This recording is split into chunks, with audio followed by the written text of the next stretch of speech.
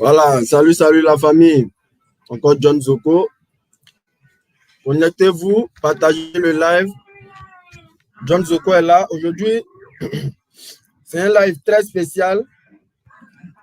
Voilà, nous avons notre frère Willy des États-Unis qui va nous expliquer un peu son parcours à la DV Loterie, qui va nous parler un peu de sa procédure à la DV Loterie et qui va nous donner un peu des orientations sur l'insertion aux États-Unis. Donc, je vous prie de vous connecter, partager le live. Maintenant, lui, je vais essayer de le connecter dans la vidéo parce que là, je ne le vois pas encore.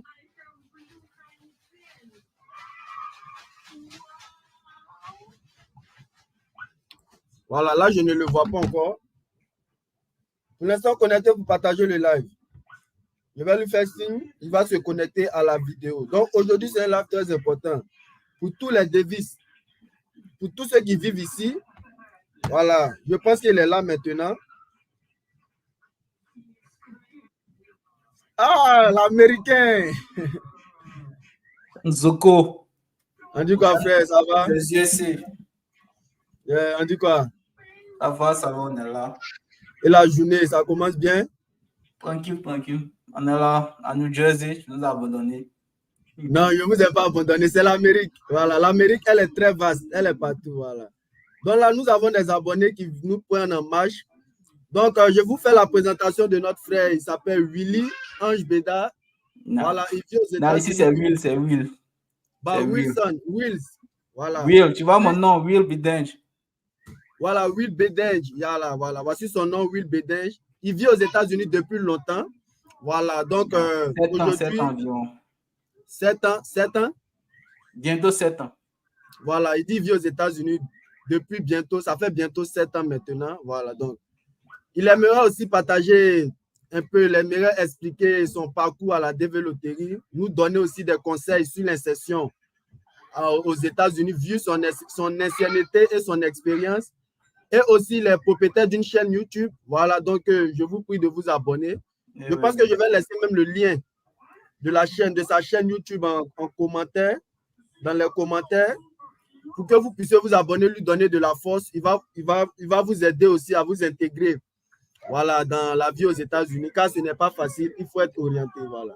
Exactement. Donc, je vais laisser le lien de sa page en commentaire. Voilà. Donc, la famille, connectée pour partager le live. Voilà, moi, je vais commencer aussi à partager le live dans les différents groupes.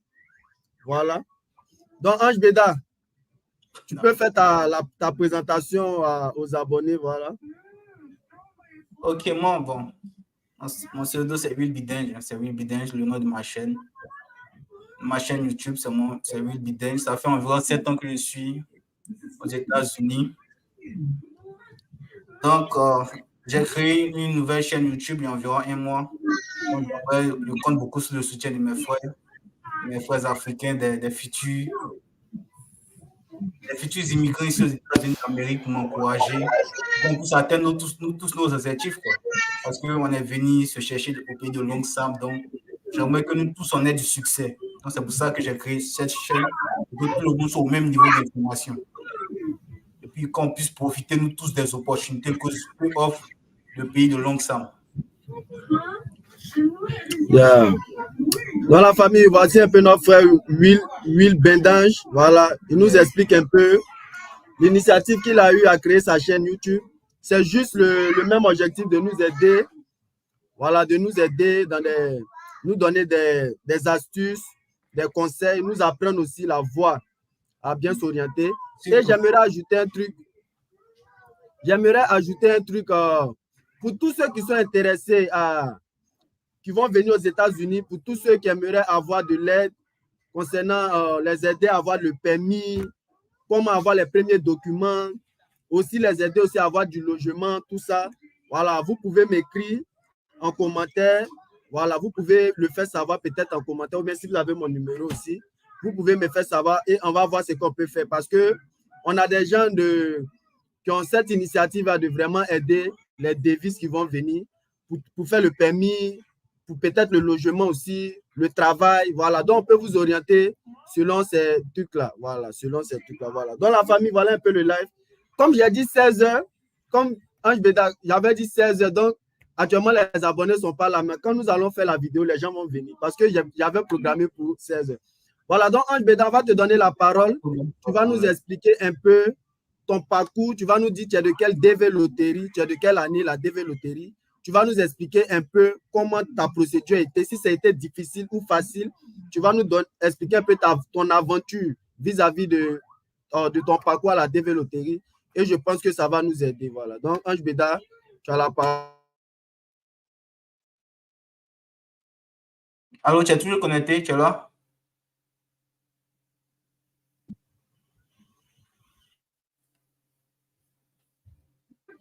Jean Zoko. Oui, allô, je suis là, tu m'entends? Ton image s'est bloquée. Il pensait que tu étais déconnecté, quoi. Non, je suis là. Oui, ok, donc tu me donnes la parole. Voilà, oui, Ange Bédard. Oui, au fait, moi, je suis de la DV Loterie 2016. J'ai joué en Côte d'Ivoire. Donc, la DV 2016, on s'inscrit 2 ans avant. Donc, je me suis inscrit en 2014, au fait. Donc, moi, je me suis inscrit à l'université de Cocody. Je vais dans un cybercafé aux environs de l'université de Cocody. Il avait un vieux père, c'était son business, quoi. Chaque octobre, il inscrivait les gens pour la DV Loterie. Donc, c'est ça. Moi et puis un ami, on était parti là-bas faire un exposé. Donc, il nous a interpellés. Il nous dit, vous êtes des jeunes étudiants, vous avez sûrement le bac, donc venez vous inscrire pour la DV Loterie. Donc, c'est comme ça, moi et puis mon ami, on s'inscrit, quoi. Voilà, moi et puis mon ami, on s'inscrit. Et puis, bon, j'avais oublié même le résultat, là. J'avais oublié. C'est mon ami qui m'a appelé, qui m'a dit, lui, il a vérifié pour lui. Ça n'a pas marché. Donc, il faut toi aussi aller vérifier pour toi. On ne sait pas. Ça peut marcher. Donc, c'est ça. Je suis allé dans un cybercafé. Dans tout là, j'ai vérifié. Et puis, voilà. C'était propre. C'était l'un des meilleurs jours de ma vie. J'ai gagné la DV Loterie. Quand tu vois le logo qui sort là, le logo des États-Unis, là, c'est un symbole qui sort quand tu gagnes. Je suis vraiment fier, quoi. Mais après ça, j'ai gagné et puis j'étais là. Bon, il n'y avait aucune information, quoi. On était encore en 2016. C'était des années, plutôt 2014. Donc, en 2015, voilà, c'était parce que je participe en 2014 et puis les résultats sortent en mai 2015. Donc, en ce temps-là, il n'y avait pas encore beaucoup d'informations, quoi. Donc, j'étais là, j'avais gagné, mais je ne sais pas qu'est-ce qu'il faut faire après. Donc, je ne sais pas mon numéro d'ordre, les interviews, comment je vais aller à l'ambassade, comment je vais avoir mon visa. Donc, je ne savais pas, quoi. Donc, moi, je faisais mes propres recherches après. Je faisais mon propre recherche. J'avais mon case number. Donc, je ne savais même pas le case number, ça sert à quoi. Dans le case number, est-ce qu'on prend ça pour faire quoi? C'est ça, on prend ça pour aller à l'ambassade, bien, on prend ça pour faire quoi? Je ne sais pas. Donc, je faisais mes recherches et puis je suis tombé sur un site, les Davis, davis.com. C'est un site où les gens, un forum, quoi, où ceux qui ont gagné la green card vont là-bas pour voir le numéro de passage des case number. Donc, c'est là-bas, je suis tombé même sur un groupe de personnes qui organisaient des réunions au fait, à l'université de Cocody. Ils s'informer sur la loterie, comment ça se passe, comment la vie aux États-Unis, premières aides, tout. Donc, c'est comme ça, il a rencontré plusieurs personnes qui font la DV Loterie. C'est comme ça, il a rencontré le frère Yves Gueux, qui était dans le groupe aussi. Le frère Yves, bon, hein? le frère Baker, tout ça, on s'est rencontrés à l'université de Cocody. Il était de la même année. Yves Gueux, Baker, il y avait d'autres personnes encore. Tous ceux que je connais même sont venus aux États-Unis. Donc, tous sur les visas, tous on s'est retrouvés ici. Bon, c'est une belle histoire. Donc, c'est un peu mon parcours de la DV Loterie 2016. Ça fait un bon moment maintenant. Donc, tous heureux que tout soit bien passé. Ok. Tu peux nous expliquer un peu ta mésaventure vis-à-vis quand tu étais à l'ambassade avec l'agent consulaire? Quelle était ta réaction? Quelles étaient un peu les questions qu'il t'a posées et comment tu t'es senti? Comment tu as répondu? Quels conseils aussi tu peux apporter à tous ceux qui vont aller à l'interview? Quels conseils tu peux leur dire pour qu'ils réussissent un peu facilement, quoi? Oui, pour l'interview, c'est un processus qui est vraiment très stressant. La veille, mais j'étais allé à l'église catholique. Bon, l'église catholique que tu connais. Wow. J'étais allé prier, quoi. J'étais allé prier même ce jour-là. J'ai prié, vraiment demandé au Seigneur de m'encourager dans cette étape. Tout. La veille, mais je n'ai même pas dormi même. J'ai dormi peut-être 2 heures sur le et puis je me suis réveillé le matin. Je suis allé à ma maman. On est parti à l'ambassade. On est arrivé là-bas même. Je devais passer avec un couple. On était l'un avant l'autre. Donc, pendant que je faisais mon interview, ils faisaient l'interview. Eux-mêmes, là, on les a échoués. Ah bon? C'était un mariage arrangé. Il avait gagné, le monsieur a gagné, mais il y a une go qui est venue s'ajouter au dernier moment. Donc, à cause de ça, on a échoué. La blanche, il y a une blanche qui fait les interviews là. C'est elle qui est l'ambassadrice en chef à Cook. C'est elle-même qui a interviewé ce jour-là. Sur les visas, on appelle la blanche. Donc c'est elle. Ok, je t'attends.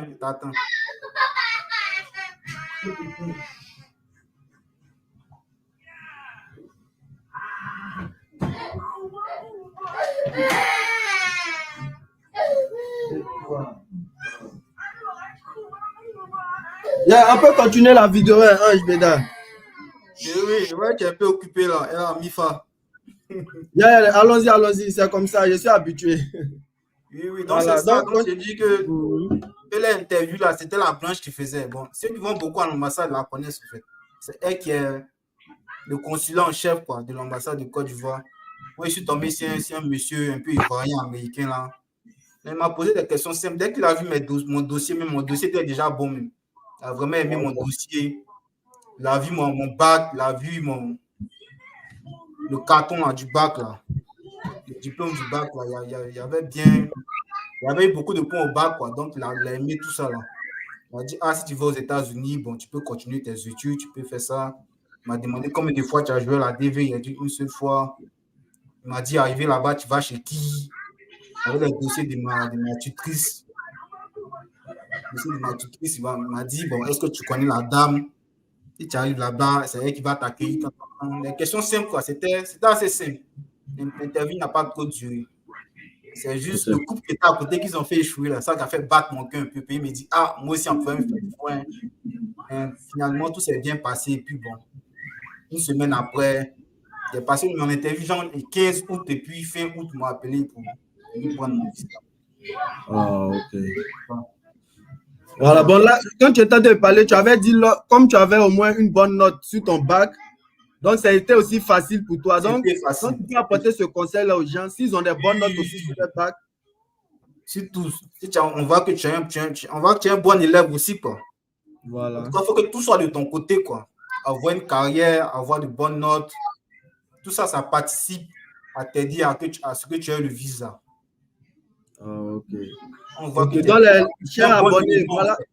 Ok, voilà le message un peu de Ange Beda. Il vous conseille aussi, si vous partez à l'interview, que vous avez votre bac, il vous conseille aussi d'avoir de bonnes notes. Voilà, de bonnes notes au bac, d'être assidu. En terminale, travaillez bien. Et de bonnes notes au bac. Ok. Voilà, c'est une bonne note, des bons trucs, voilà. Donc, en tout cas, merci pour pour le message de l'interview. Maintenant, tu peux nous expliquer un peu ton premier jour aux États-Unis, quand tu es monté dans l'avion, quand tu as atterri, quand tu es arrivé, quelle était vraiment ta satisfaction, ton état d'esprit et qu'est-ce que tu t'es dit arrivé aux États-Unis afin de aussi aider les gens? Voilà. Oui, bon, je suis arrivé aux États-Unis sans vraiment famille. C'est juste une famille d'accueil qui était là. Bon, la famille d'accueil, bon, tu connais la famille, hein, je ne vais pas vraiment je vais pas tout dévoiler ici, je ne vais pas rentrer trop dans les détails. Oui, c'est vrai. Donc, je savais que bon, c'était une aventure, quoi. Bon, je savais que c'était quelque chose qui allait prendre du temps. Voilà, donc, et quitter mon pays. C'était la première fois que je sortais de la Côte d'Ivoire. Donc, en tout cas, pas facile. Je me rappelle même du premier, quand je suis sorti de l'aéroport, quoi. Parce que moi, je suis arrivé en décembre. Je suis arrivé le 2 décembre. Je suis arrivé le 2 décembre 2016. À New Jersey, aux États-Unis. Je suis sorti de l'aéroport. Le froid qui m'a pris, ouais. Je suis que j'étais en froid, quoi. Un froid qui m'a tapé, même au fait. Le vent qui m'a tapé. Heureusement que, bon, il y avait le frère qui était venu me chercher en voiture. Donc, bon, il n'a pas trop duré dans le froid. Mais j'ai senti que j'étais plus en Côte d'Ivoire, quoi. J'ai senti que j'étais dans un autre pays. Peut-être très loin de la famille. Donc, voilà.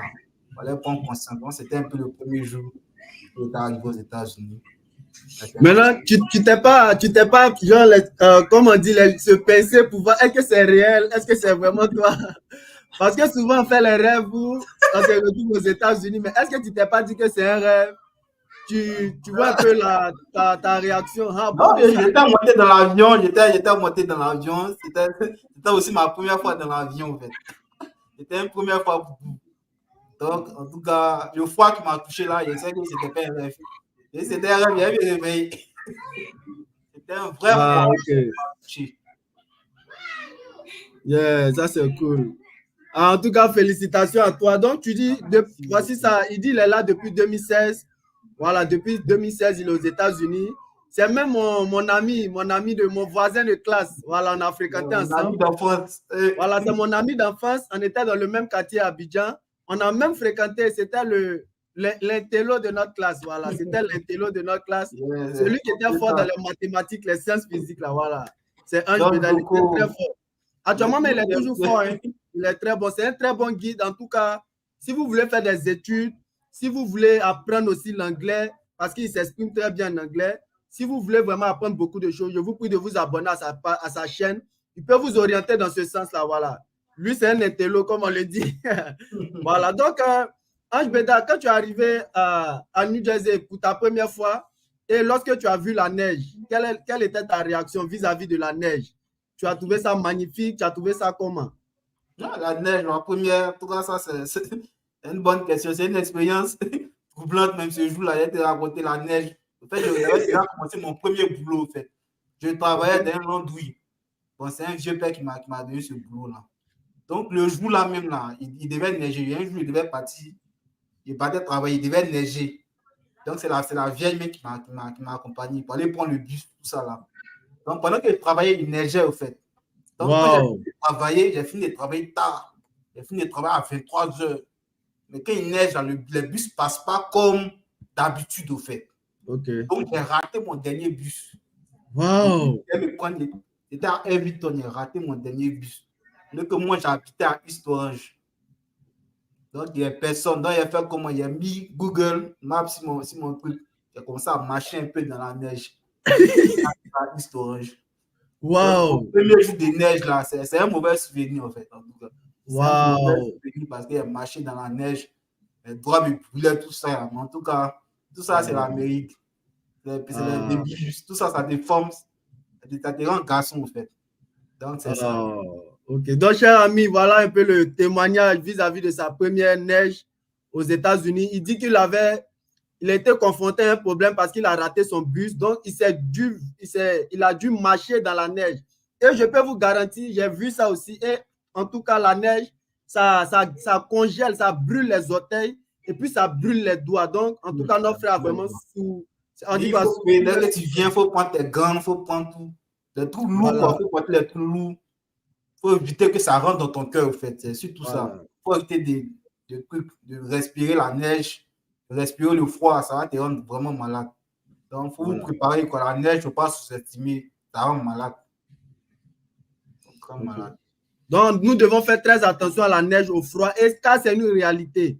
Voilà.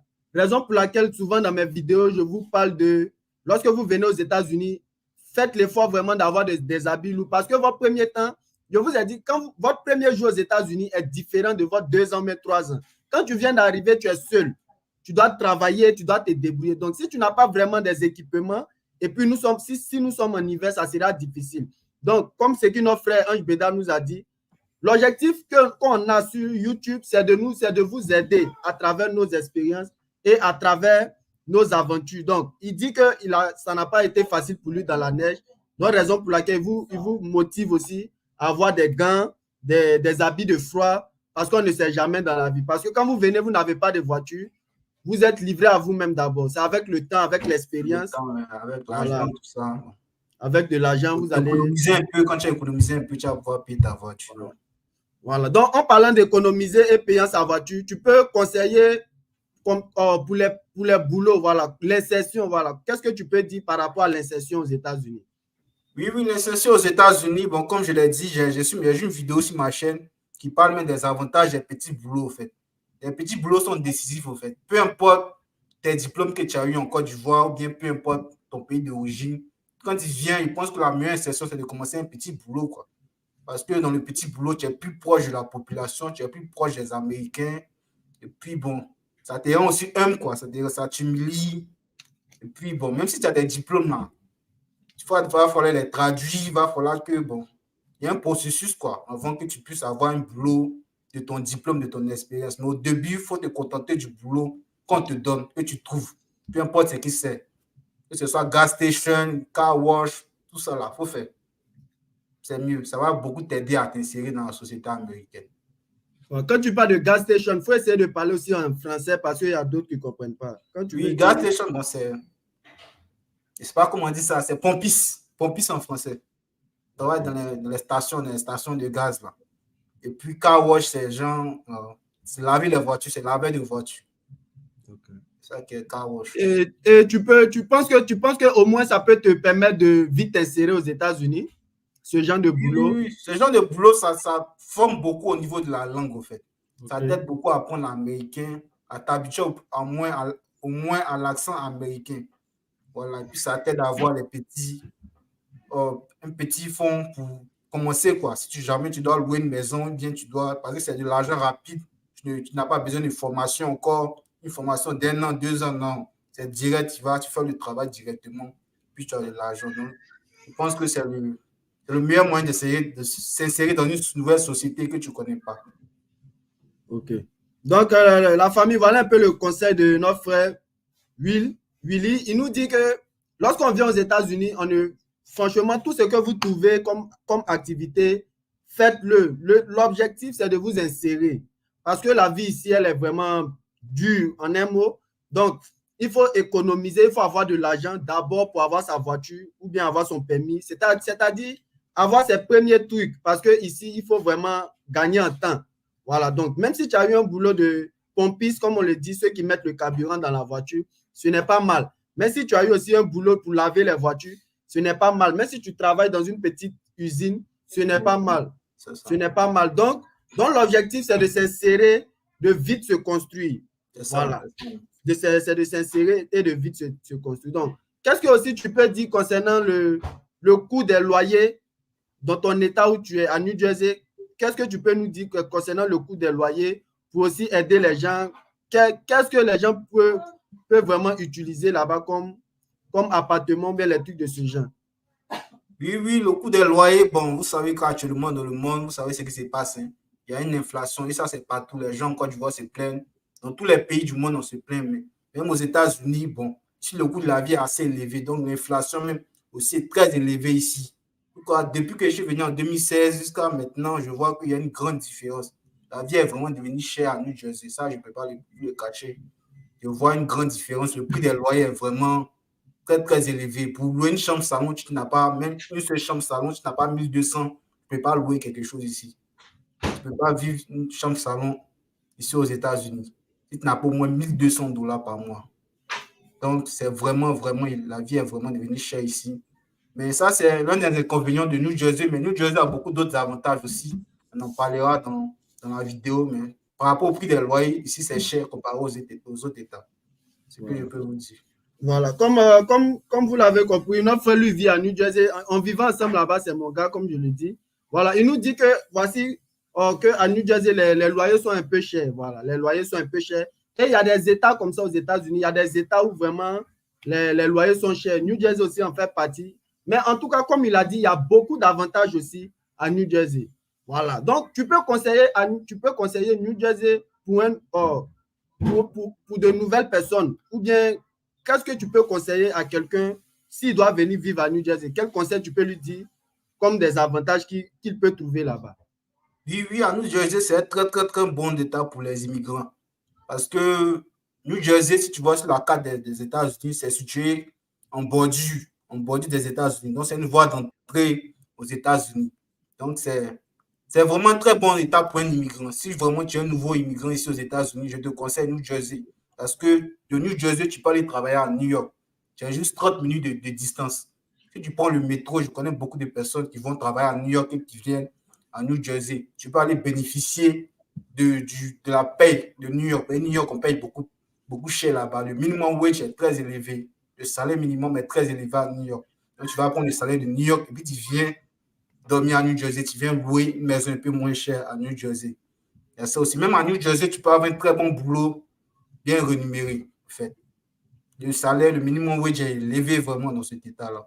Donc, c'est le conseil que je peux vous donner. Et puis, surtout le transport. Ici, il y a beaucoup de bus. C'est l'avantage de New Jersey. Le transport public est très développé. Si tu viens d'arriver, tu n'auras sûrement pas une voiture. Donc, il faut pouvoir te déplacer quand même. Il y a des états où si tu n'as pas de voiture, tu ne peux pas te déplacer. Tu es bloqué à la maison. Tu ne peux pas aller travailler, tu ne peux rien faire. Au moins, à New Jersey, il y a les bus sur toutes les voies de rue. Tu as fait New Jersey, tu connais, les bus sont remplis ici. Il y a plusieurs arrêts de bus, donc tu peux marcher à l'arrêt de bus, prendre ton bus, aller au travail et revenir tranquillement, sans gêne. C'est le conseil que j'aimerais vous donner pour New Jersey. Il y a beaucoup d'avantages ici. Ok, dans la famille, voilà un peu le conseil qu'il dit. Donc, raison pour laquelle je vous parle un peu des différents États, sachez que chaque État a ses avantages. Donc, comme lui-même, il a bien signifié, et moi-même, je viens de New Jersey. New Jersey, c'est bon pour toute nouvelle personne. Parce que, en tout cas, même si tu n'as pas de voiture, tu n'as pas vraiment tout ça, à New Jersey, tu peux vraiment te déplacer. Ça, c'est le plus important. Et tu peux aussi gagner du travail. Tu peux même aller travailler à New York et bénéficier aussi du salaire de New York et des avantages aussi de New York. Voilà un peu l'avantage de New Jersey. Et c'est très bon et c'est conseillé même pour des nouvelles personnes. Voilà. Seulement que la vie est un peu chère, mais il y a plus d'opportunités de se construire. Donc, raison pour laquelle je vous dis, quand vous venez d'arriver aux États-Unis, c'est préférable. Si vous avez la chance de commencer à New Jersey, New York, c'est bon. Parce que là-bas, vous pouvez vous faire facilement de l'argent. C'est-à-dire, vous pouvez facilement progresser dans la vie et peut-être après, vous pouvez maintenant aller où vous voulez, c'est-à-dire voler de vos propres ailes. Mais New Jersey, New York, c'est bon pour un début. Voilà, moi j'ai été là-bas, ça m'a vraiment aidé. Voilà, moi j'ai été là-bas, ça m'a vraiment aidé. Je ne peux pas vous dire le contraire. Ça m'a vraiment aidé et je vous conseille aussi, c'est un conseil. Donc, mon frère Ange Béda, voilà, il y a. Donc, merci aussi pour ton intervention. Donc, qu'est-ce que tu peux nous dire concernant le prix des voitures? Voilà. À ton avis, avec combien, pour quelqu'un qui vient d'arriver, avec combien il peut s'offrir ou bien il peut avoir une voiture, vu ton ancienneté aux États-Unis? Oui, moi, bon, au niveau des voitures, bon, il faut savoir qu'aux États-Unis, une voiture, ce n'est pas grand-chose. Une voiture, ce n'est pas un luxe, ce n'est pas comme au pays où quelqu'un a une voiture, tout le monde parle de lui, tout le monde veut être son ami. Non, aux États-Unis, bon, plus de 70% de la population a une voiture. Donc, moi, ma première voiture, moi, je l'ai achetée à 2200. $2000. C'est pareil, même chose comme pour moi aussi. J'étais à 2200, donc c'est un prix vraiment assez abordable. Tu économises un mois, là, 1 mois, 2 mois, tu peux avoir ta voiture. Tu sais bien économiser là.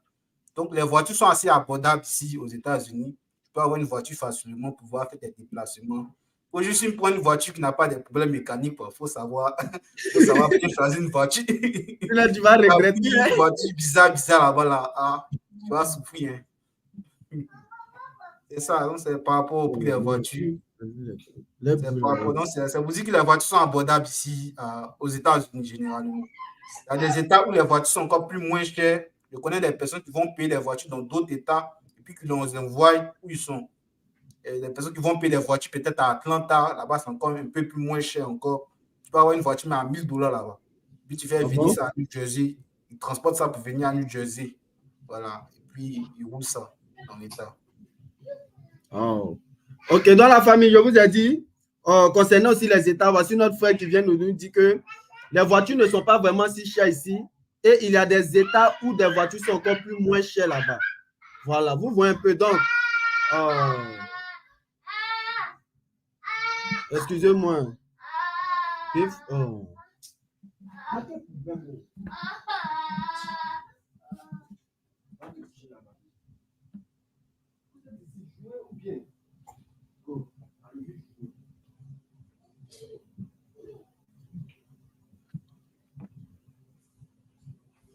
Voilà, excusez-moi la famille, ce n'est pas facile quand tu as des enfants aussi. Voilà. Donc, comme je vous l'ai dit, chaque État a ses avantages. Il vient de le signifier qu'à Atlanta, par exemple, les voitures sont moins chères.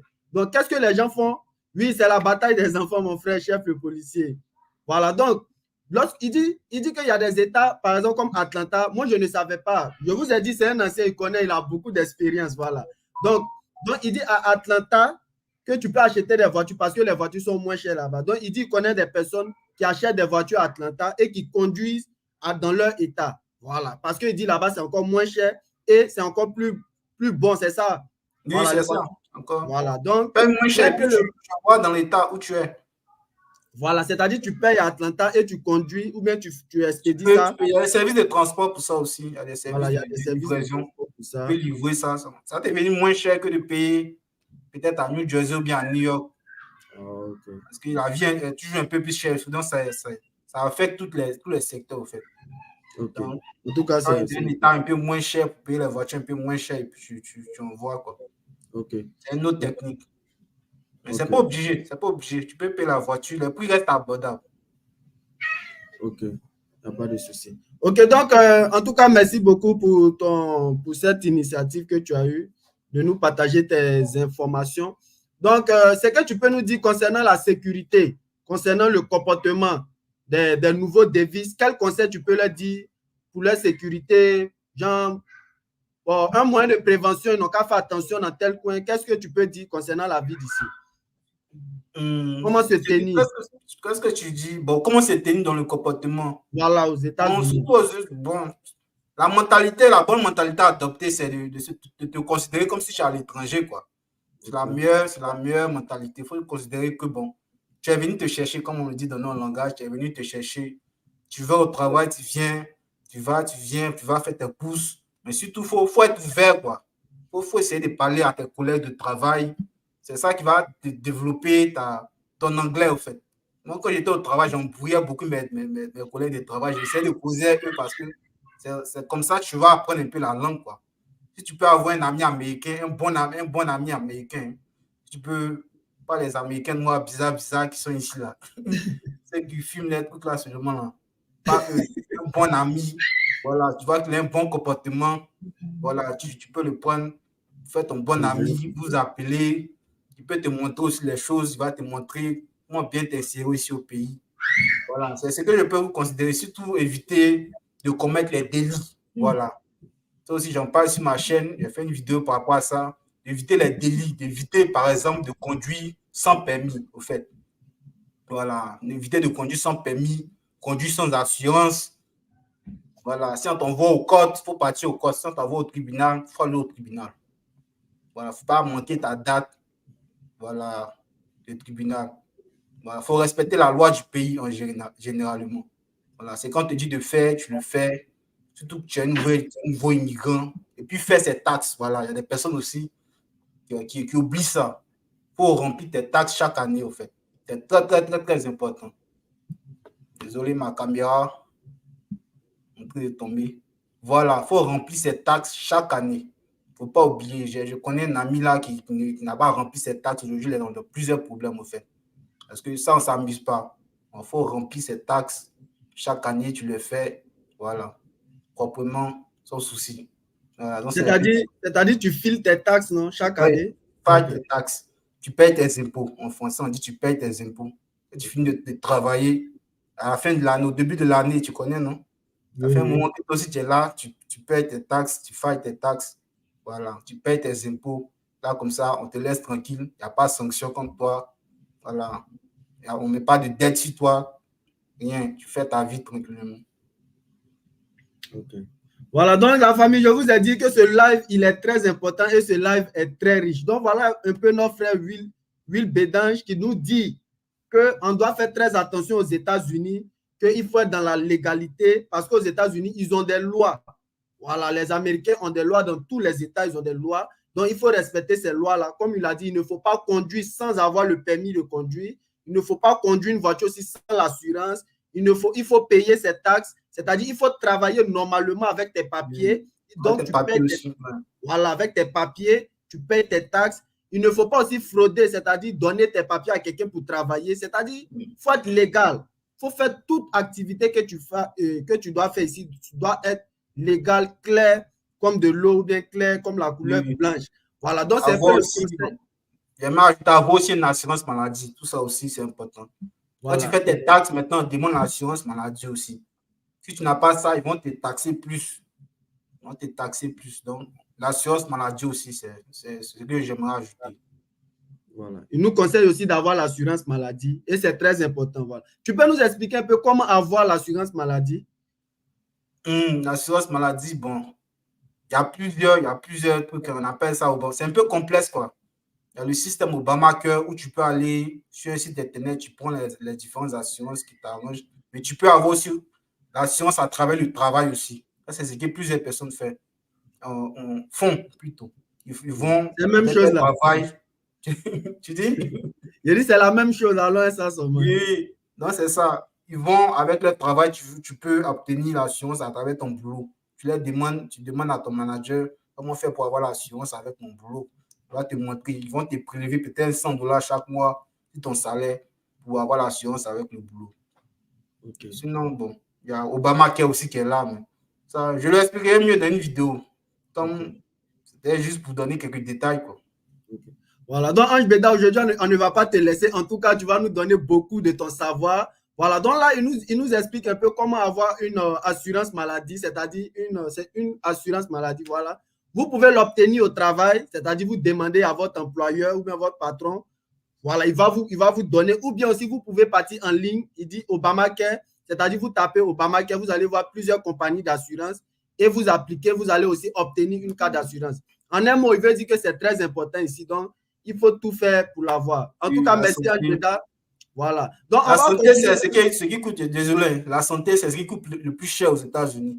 Donc, il faut vraiment être couvert à ce niveau-là pour éviter d'aller à l'hôpital sans assurance. C'est qu'ils vont vous soigner, c'est pas qu'ils ne vont pas vous soigner, ils vont vous soigner, mais le bill qu'ils vont envoyer après, là, la facture, là, vous allez vraiment sentir ça dans votre dos, quoi. Yeah, c'est beaucoup d'argent. Une facture salée, tu vas vraiment le sentir. Yeah. L'assurance, c'est important. Ok. Donc, Ange Beda, quel conseil aussi tu peux nous donner concernant le crédit score? Est-il important, est-il nécessaire d'avoir un bon crédit et comment construire aussi un bon crédit? Quel conseil tu peux nous donner dans ce sens? Oui, le crédit score, c'est la base des États-Unis, c'est une des bases des États-Unis aussi. Si jamais demain, bon, tu vas payer une voiture à crédit, bien demain, tu vas prendre une maison à crédit, ils vont vérifier ton crédit score. Même un appartement, si tu veux appliquer pour qu'on te donne un appartement, ils vont checker ton crédit score. Donc, il faut vraiment le garder très au-dessus de 700.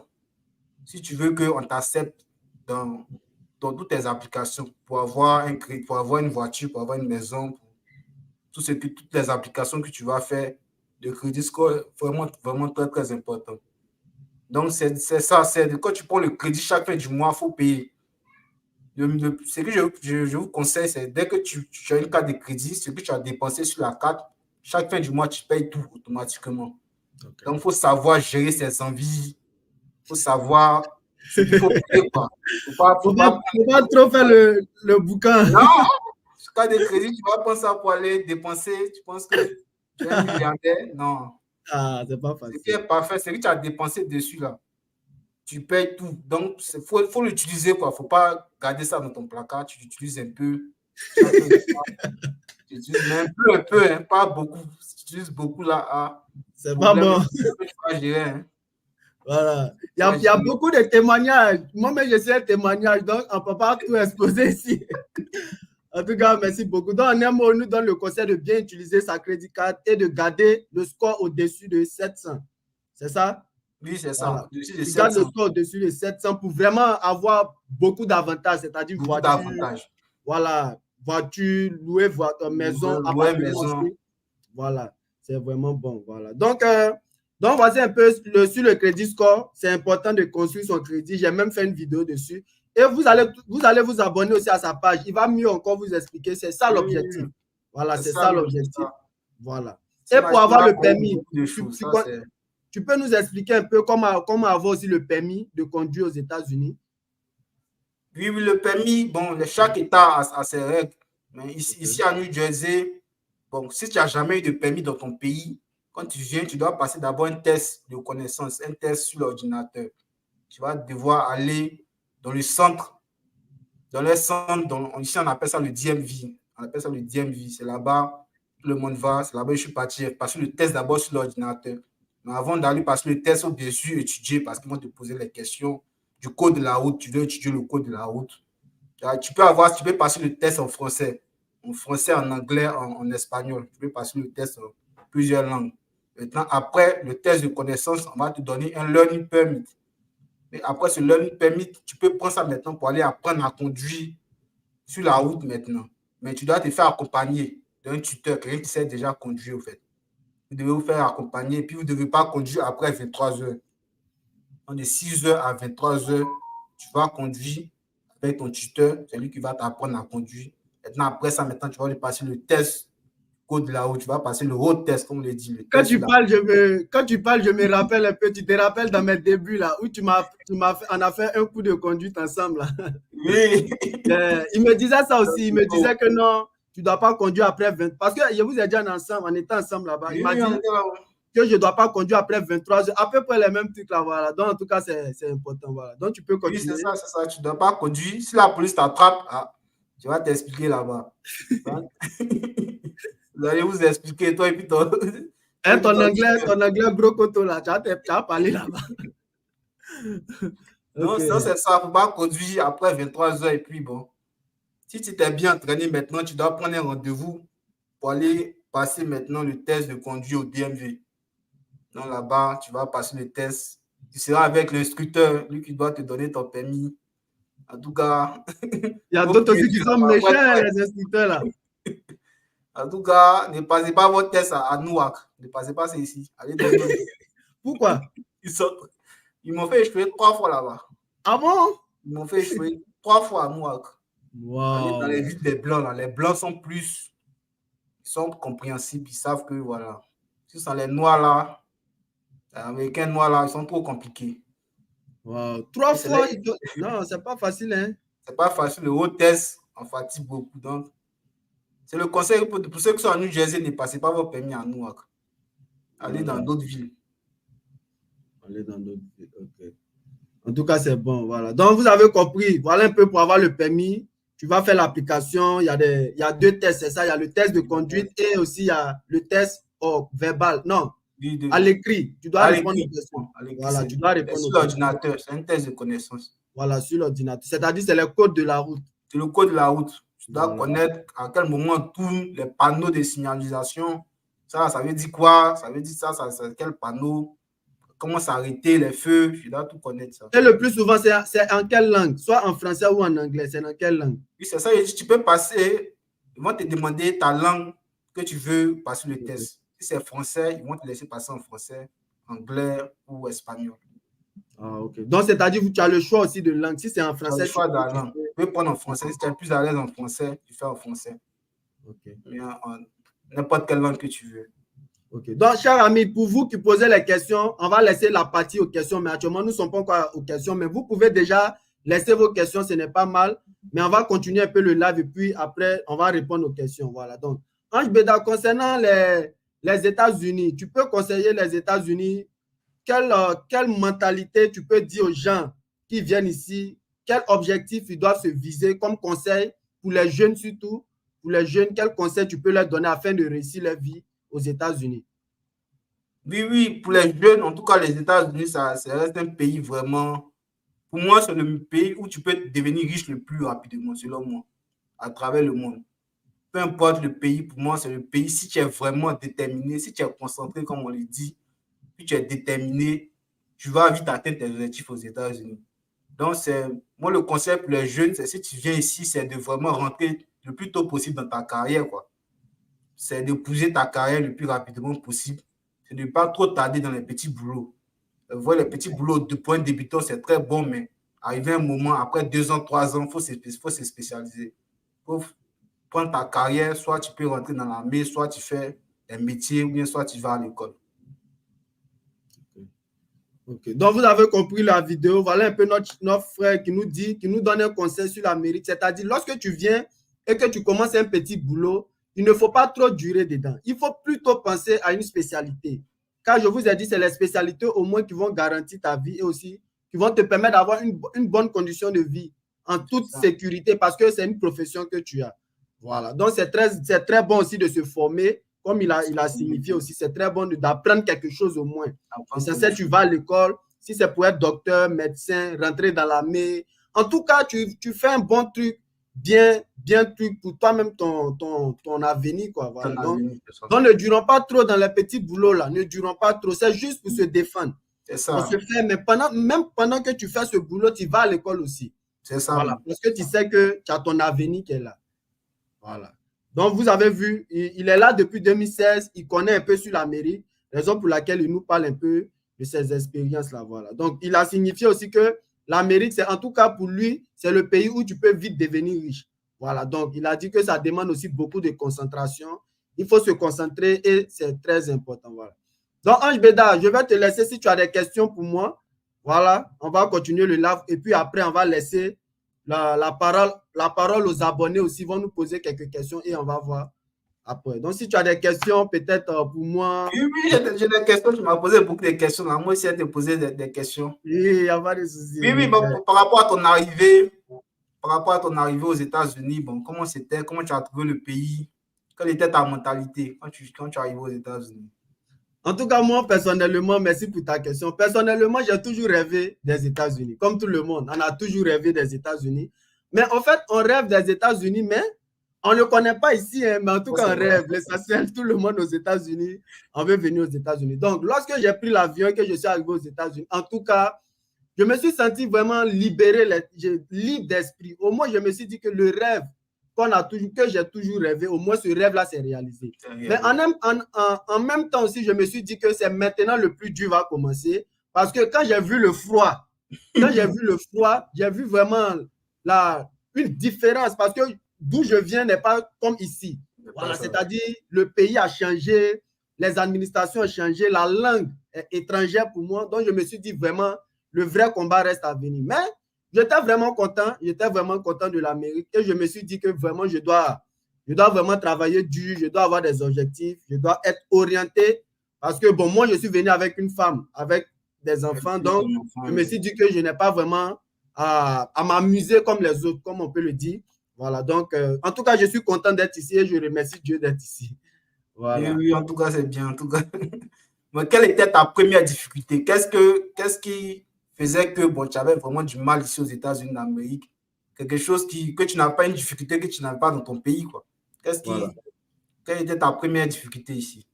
Bon, moi, ma première difficulté, sincèrement, c'est le froid. Le froid, vraiment, c'était ma première. Parce que, tu vois, où on habitait, là, je partais prendre le bus vers Wells Fargo, là, en bas, là. Donc, je marchais. C'est-à-dire, ouais, bon, c'est quand bon, je marchais à peu près 20 minutes pour prendre le bus. Et je n'avais pas de voiture. Et nous étions en hiver. Donc, franchement, ma plus grande difficulté était le froid. Je ne supportais pas le froid. C'est le froid. Sincèrement, jusqu'à même, ça m'a donné des trucs dans le ventre, là. Pendant une semaine, mon ventre était dur. C'est-à-dire, oui, à cause du froid, c'est-à-dire le changement. Tu pas bien, qu'est-ce qui s'est passé? Pourquoi tu as réussi? En tout cas, les habits, là, je doublais habits, hein, je peux porter 32 habits, 32. En tout cas, malgré que je doublais les habits, mais ça rentrait dans moi. C'est-à-dire, je ne pouvais pas supporter. Une fois que je fais une minute dehors, je commençais à trembler comme cela. Voilà, tu vois, non. Donc, même je disais, j'ai dit non, que moi, je ne peux pas tenir ici. Vraiment, parce que c'était un froid, c'est-à-dire un froid vraiment bizarre. Ça rentre dans mon corps. Donc, quand je suis arrivé, je restais beaucoup là, à la maison. Et quand j'ai commencé le boulot, en tout cas, c'est là maintenant le calvaire a commencé. Quand je sortais mes oreilles, tout mon visage, mes orteils, mes doigts, vraiment, je peux dire ma grande difficulté ici, c'était le froid. Voilà, parce que j'ai eu la chance, j'ai vite obtenu un petit boulot rapide. Donc, je ne peux pas dire que le boulot était une vraie difficulté, mais la grande difficulté, c'était le froid parce que je marchais 20 minutes pour aller prendre le bus. Et Dieu merci aussi, à New Jersey, il y a le bus. Donc, c'était avantageux aussi. Donc, je marchais 20 minutes pour aller prendre le bus. Et aussi, voilà, arrivé aussi, quand j'arrive à l'arrêt de bus, je suis obligé d'attendre la compagnie qui va nous prendre pour aller au travail, là. Voilà, on est obligé encore de les attendre à l'arrêt de bus. Donc, c'est-à-dire tu peux pratiquement faire 1 heure de temps dans le froid en attendant peut-être le bus ou bien le car qui va venir vous ramasser. Donc, franchement, ma difficulté était le froid. Et c'était pas vraiment... C'était le climat. Pendant près de 3 mois, 4 mois, c'est-à-dire juste avant que j'aie ma voiture, voilà, la difficulté, c'était le froid. Je n'arrivais pas à supporter. Donc, c'était pas la langue, c'était pas côté argent, c'était pas tout ça. Voilà. Pour la langue d'abord, je peux dire, la langue n'était pas vraiment une difficulté pour moi parce que, tu sais, quand tu fais les petits jobs, le job que je faisais, je n'étais pas trop en contact avec les gens. Et puis, je travaillais beaucoup aussi avec les Spanish. Tu vois, les Spanish, là, la plupart, ils ne parlent pas l'anglais. Donc, ça fait que l'anglais n'était pas vraiment trop compliqué pour moi. Et puis, j'étais avec les Nigériens. Voilà, tu sais que les Nigériens aussi, eux, l'anglais, là, par leur manière de parler, tu vas comprendre un peu. C'est pas comme pour les Américains. Tu comprends, non? Donc, pour les Nigériens, c'était un peu slow. Je n'arrivais pas à bien m'exprimer, mais au moins, j'arrivais à discerner quelques mots. Et puis, au travail aussi, je n'étais pas trop en contact avec des gens pour parler, parce que c'était des Spanish et eux-mêmes, ils ne parlaient pas un mot anglais aussi. Voilà, tu vois. Donc, là, je peux dire que la langue n'a pas été trop compliquée. Et qu'est-ce que je faisais pour la langue? Je regardais beaucoup YouTube. Je m'entraînais sur YouTube. Voilà, je n'ai pas vraiment fait les 6 mois pour apprendre l'anglais, mais je regardais beaucoup YouTube. Voilà. Tu n'as pas pris des cours, je n'ai pas les payé des cours, je n'ai rien fait. Je n'ai pas pris des cours. Je regardais YouTube beaucoup. En tout cas, c'est YouTube. Chaque jour que Dieu fait, chaque soir, quand je descends du travail. Tu regardais quel type de vidéos? Je regardais des vidéos de comment parler en anglais, c'est-à-dire les vidéos, le message est en anglais et l'interprète fait la traduction en français. Donc, c'est à travers ça, j'arrivais à discerner. Et puis, ce qui m'a arrangé un peu, c'est de la manière dont les Nigériens la parlent. Donc, ça m'a permis aussi de capter parce qu'eux parlent de manière lente, c'est-à-dire slowly. Quand ils parlent, tu arrives plus à discerner. C'est l'avantage. Voilà, c'est l'avantage. Donc, si tu pas comme les Américains. Voilà. Quand tu es avec les Nigériens, au moins, tu vas comprendre un peu l'anglais. Parce qu'eux vont parler de manière doucement. Good morning, oh. How are you? Oh? Tu comprends? L'Américain va dire, how are you, bro? Oh, what doing? Tu vois un peu la différence. Eux sont rapides. Oh, you know, tu vois, non? Mais le Nigérien va dire, where you, oh, who are you? Tu vois, non? Who are you? Where you going? Et puis les Nigériens, eux, ils parlent l'anglais de l'Afrique. Voilà, ils parlent l'anglais des Britanniques, l'anglais british. Voilà, ils parlent l'anglais américain. Donc, c'est ce que nous, on apprend à l'école, au fait. Voilà. C'est l'anglais là qu'on apprend. Donc, c'est plus facile de comprendre ça. Mieux que de comprendre l'anglais des Américains. Voilà, donc ça m'a aidé aussi quand j'étais les Nigériens. Ça faisait que j'en avais la peur de m'exprimer en anglais parce qu'avec eux, j'ai duré avec eux, j'ai fait près de 6 mois. 6 mois avec eux, travailler avec eux. Donc, ça m'a aidé vraiment aussi dans la langue. Mais si je dirais avec les Américains, j'allais avoir l'accent américain facilement parce que j'avais dû avec eux-mêmes. J'ai commencé avec les Nigériens, donc... Au début, tu n'allais pas comprendre, mais après, tu allais comprendre. Voilà. Moi, c'est la difficulté que j'ai eu la langue aussi parce que moi, j'étais directement en contact avec les Américains. Parce que je travaillais dans un laundromat. Là-bas, c'est les Américains qui viennent, c'est les Américains noirs. Donc, par la grâce de Dieu, mais j'étais déjà bon en anglais depuis le pays. On dit l'intello. L'anglais, c'était ma langue. Hein. C'était ma langue au pays. J'aimais trop ça. Donc, ça m'a beaucoup aidé. Donc, apprenez bien l'anglais avant de venir aux États-Unis. Il faut dire à tes abonnés. Là. OK.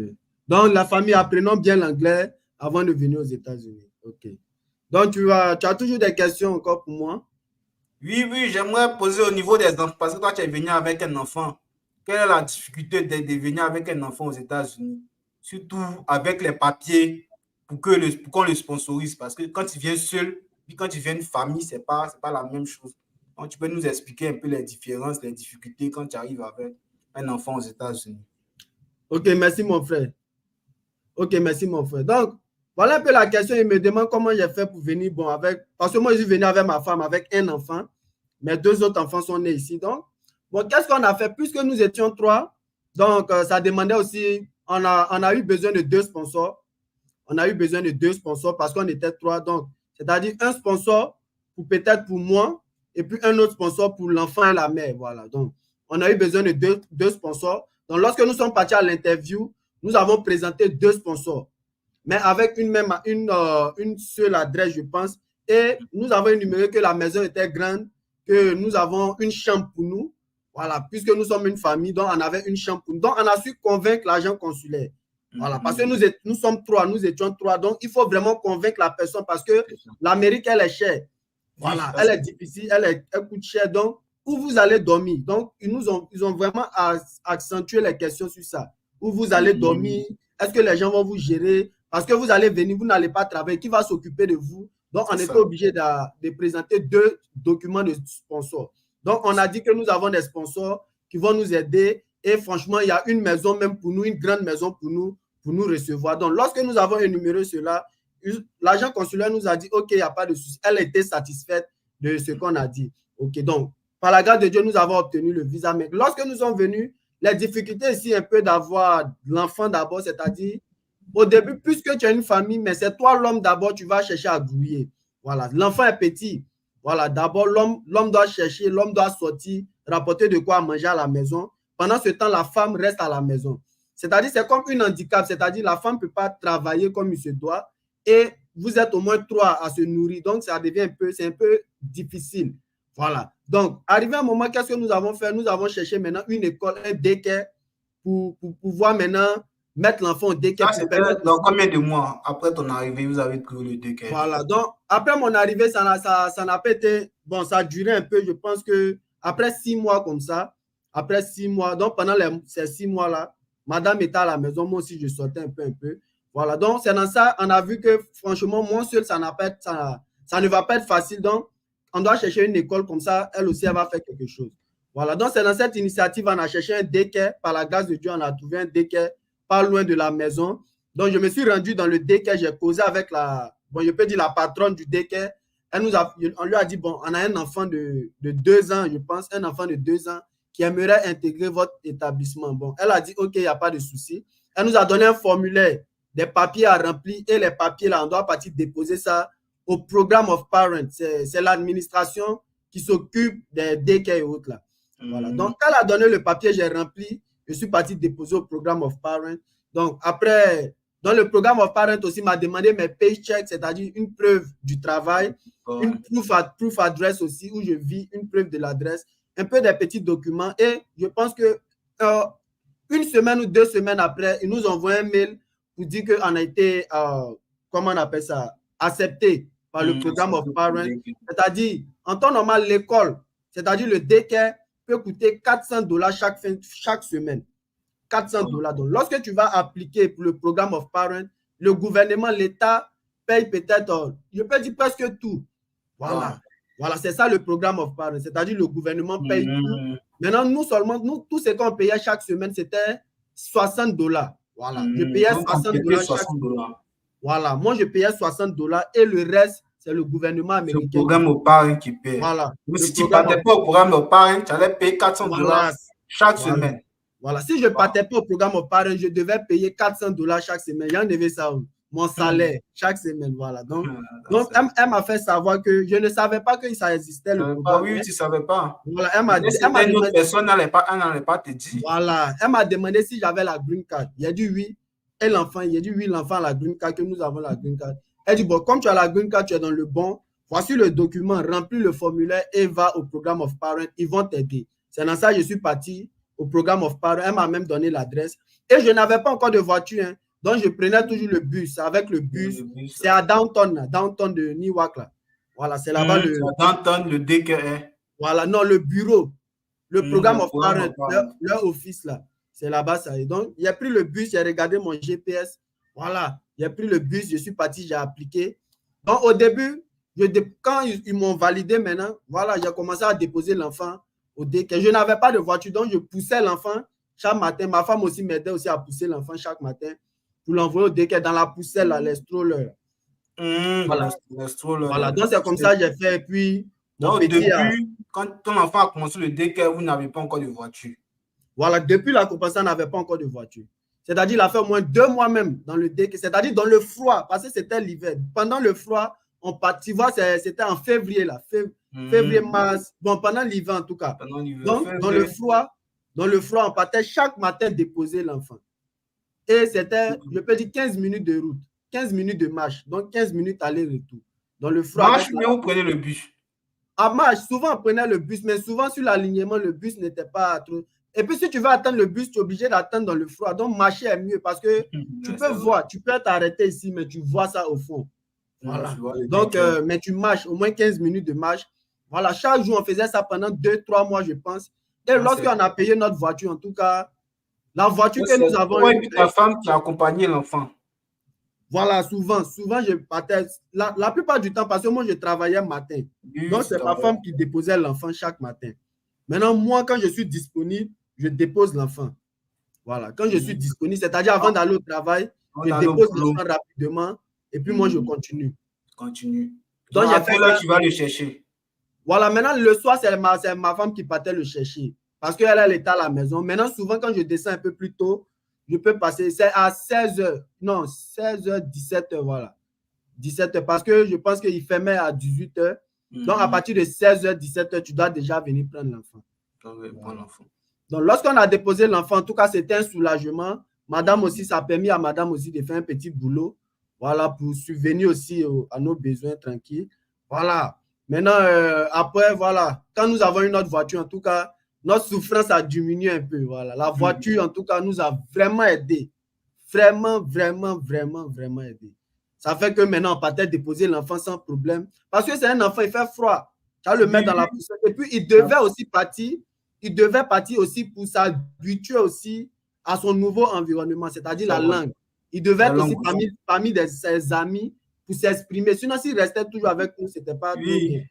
Et puis, elle aussi, elle devait sortir. Les enfants apprennent la langue facilement. Voilà, ils apprennent la langue facilement. Quand je partais vous voir, même c'est lui-même qui vous formait là-bas. Voilà, donc je pense que l'école aussi, le dès qu'elle l'a aidé vraiment à parler l'anglais. S'il ne partait pas jusqu'à là, ça allait être difficile pour lui encore de. Donc, le fait qu'il parte, depuis 2 ans, il est parti, donc, étant bébé là, actuellement, là, il parle bien l'anglais même.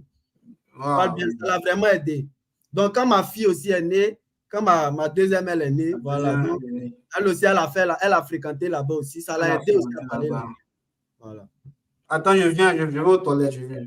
Ok, d'accord, il n'y a pas de souci. Pour la famille, voilà un peu le live. Ce live, il est très important. C'est le live avec notre frère Will Bédange. Il va poser les dernières questions et on va vous permettre de répondre à vos questions et on va vous permettre de poser des questions. Donc, en un mot, vous voyez l'initiative que nous avons. L'initiative que nous avons, c'est de vraiment vous aider, vous aider par des messages, par nos expériences. Voilà.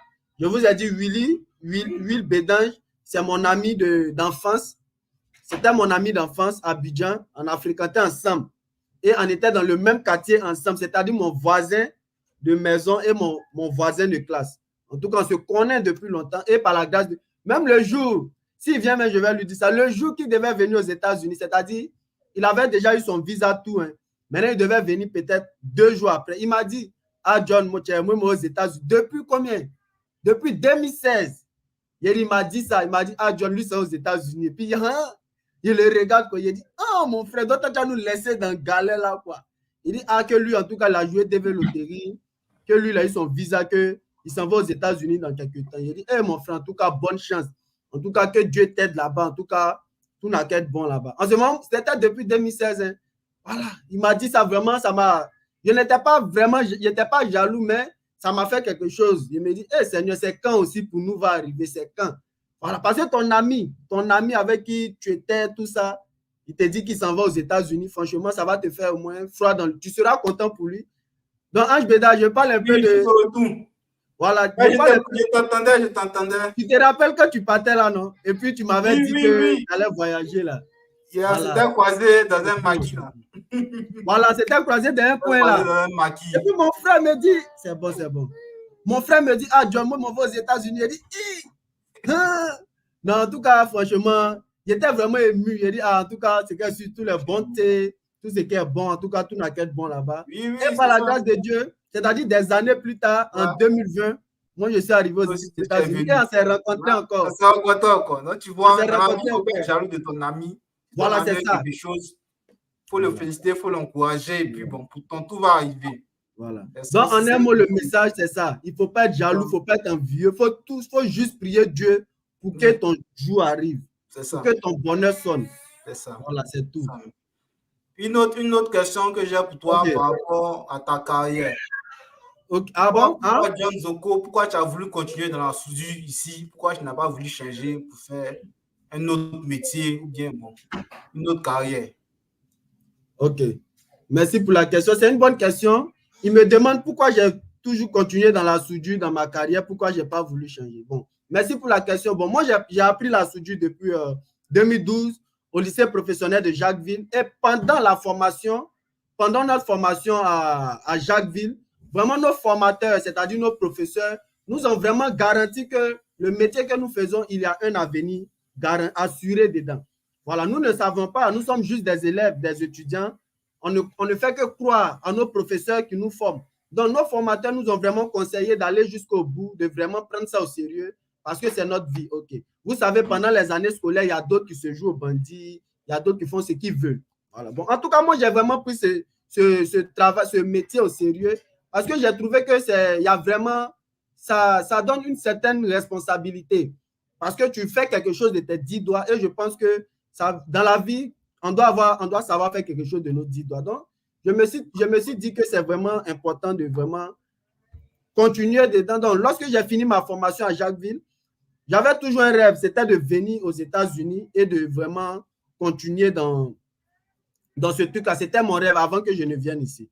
Donc, quand la DV Loterie a sonné, ça a été vraiment une opportunité pour moi. Donc, lorsque je suis rentré ici, j'ai commencé à faire des recherches sur ce boulot-là. Est-ce que ce boulot-là peut garantir vraiment une bonne petite vie, pas une vie de riche, mais une bonne petite vie aux États-Unis? Pourquoi pas une vie de riche? Bon, c'est-à-dire un peu, quoi, pas vraiment. En tout cas, est-ce que je peux avoir du boulot? C'est ça un peu les recherches que je faisais. Est-ce que je peux avoir du boulot? Tu as raison. Les États-Unis, ce n'est pas la Côte d'Ivoire, donc tu as raison de faire tes recherches. Voilà, ce n'est pas la Côte d'Ivoire. Donc, il a fait des recherches concernant ce boulot. J'ai vu que j'ai pas mal d'opportunités. Quand j'applique pour un job, les gens m'appellent facilement. Et je vois que, franchement, il y a beaucoup de sociétés qui font la soudure aux États-Unis. Donc, je me suis dit, bon, voilà, je pense que j'ai eu ma carrière. Donc, qu'est-ce que je dois faire? Je dois chercher maintenant à me professionnaliser plus.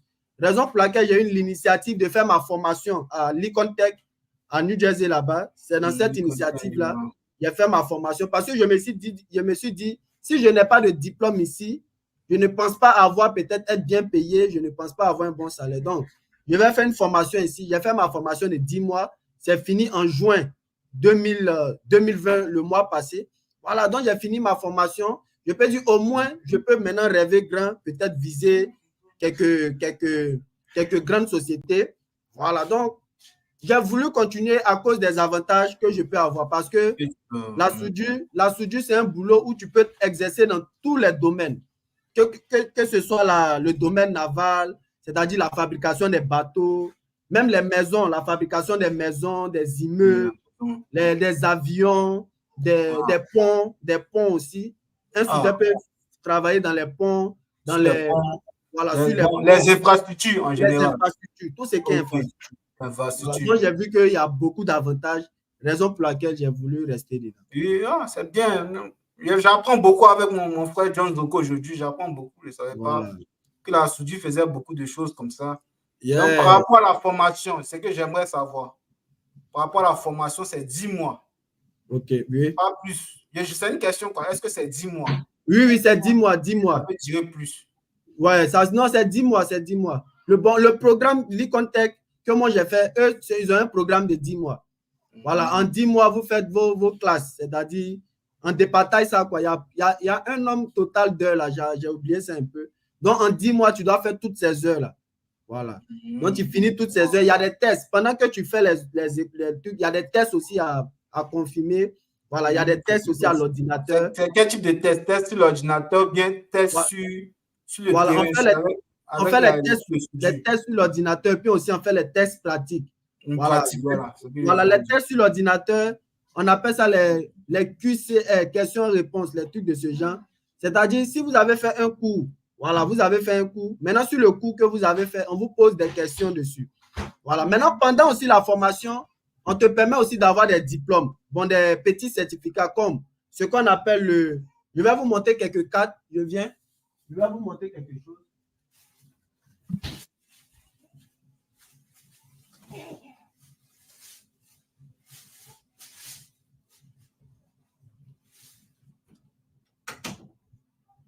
Voilà, donc pendant la formation, on vous permet aussi d'avoir quelques certificats comme ceci. Ça, on appelle ça par exemple, j'espère que c'est ici, voilà, comme cette carte-là. Voilà, on appelle ça par exemple OSHA. Voilà, on appelle ça OSHA. Tu connais ça, non? Oui, je vois souvent sur les sites de boulot. J'ai entendu parler de ça, OSHA.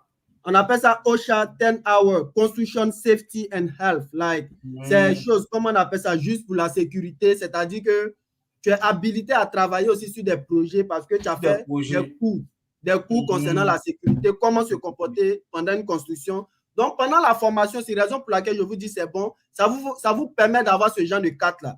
Et ça vous permet aussi d'avoir des petits certificats qui vont vous aider jusqu'à l'obtention de votre diplôme. Donc, c'est-à-dire, la formation ne te donne pas seulement le diplôme, mais ça te permet d'avoir aussi des certificats comme ceci. Oui. Voilà. Donc, il y a ça, on appelle ça OSHA, et il y a un autre, on appelle NCCA. Je vais vous montrer à quoi ça ressemble.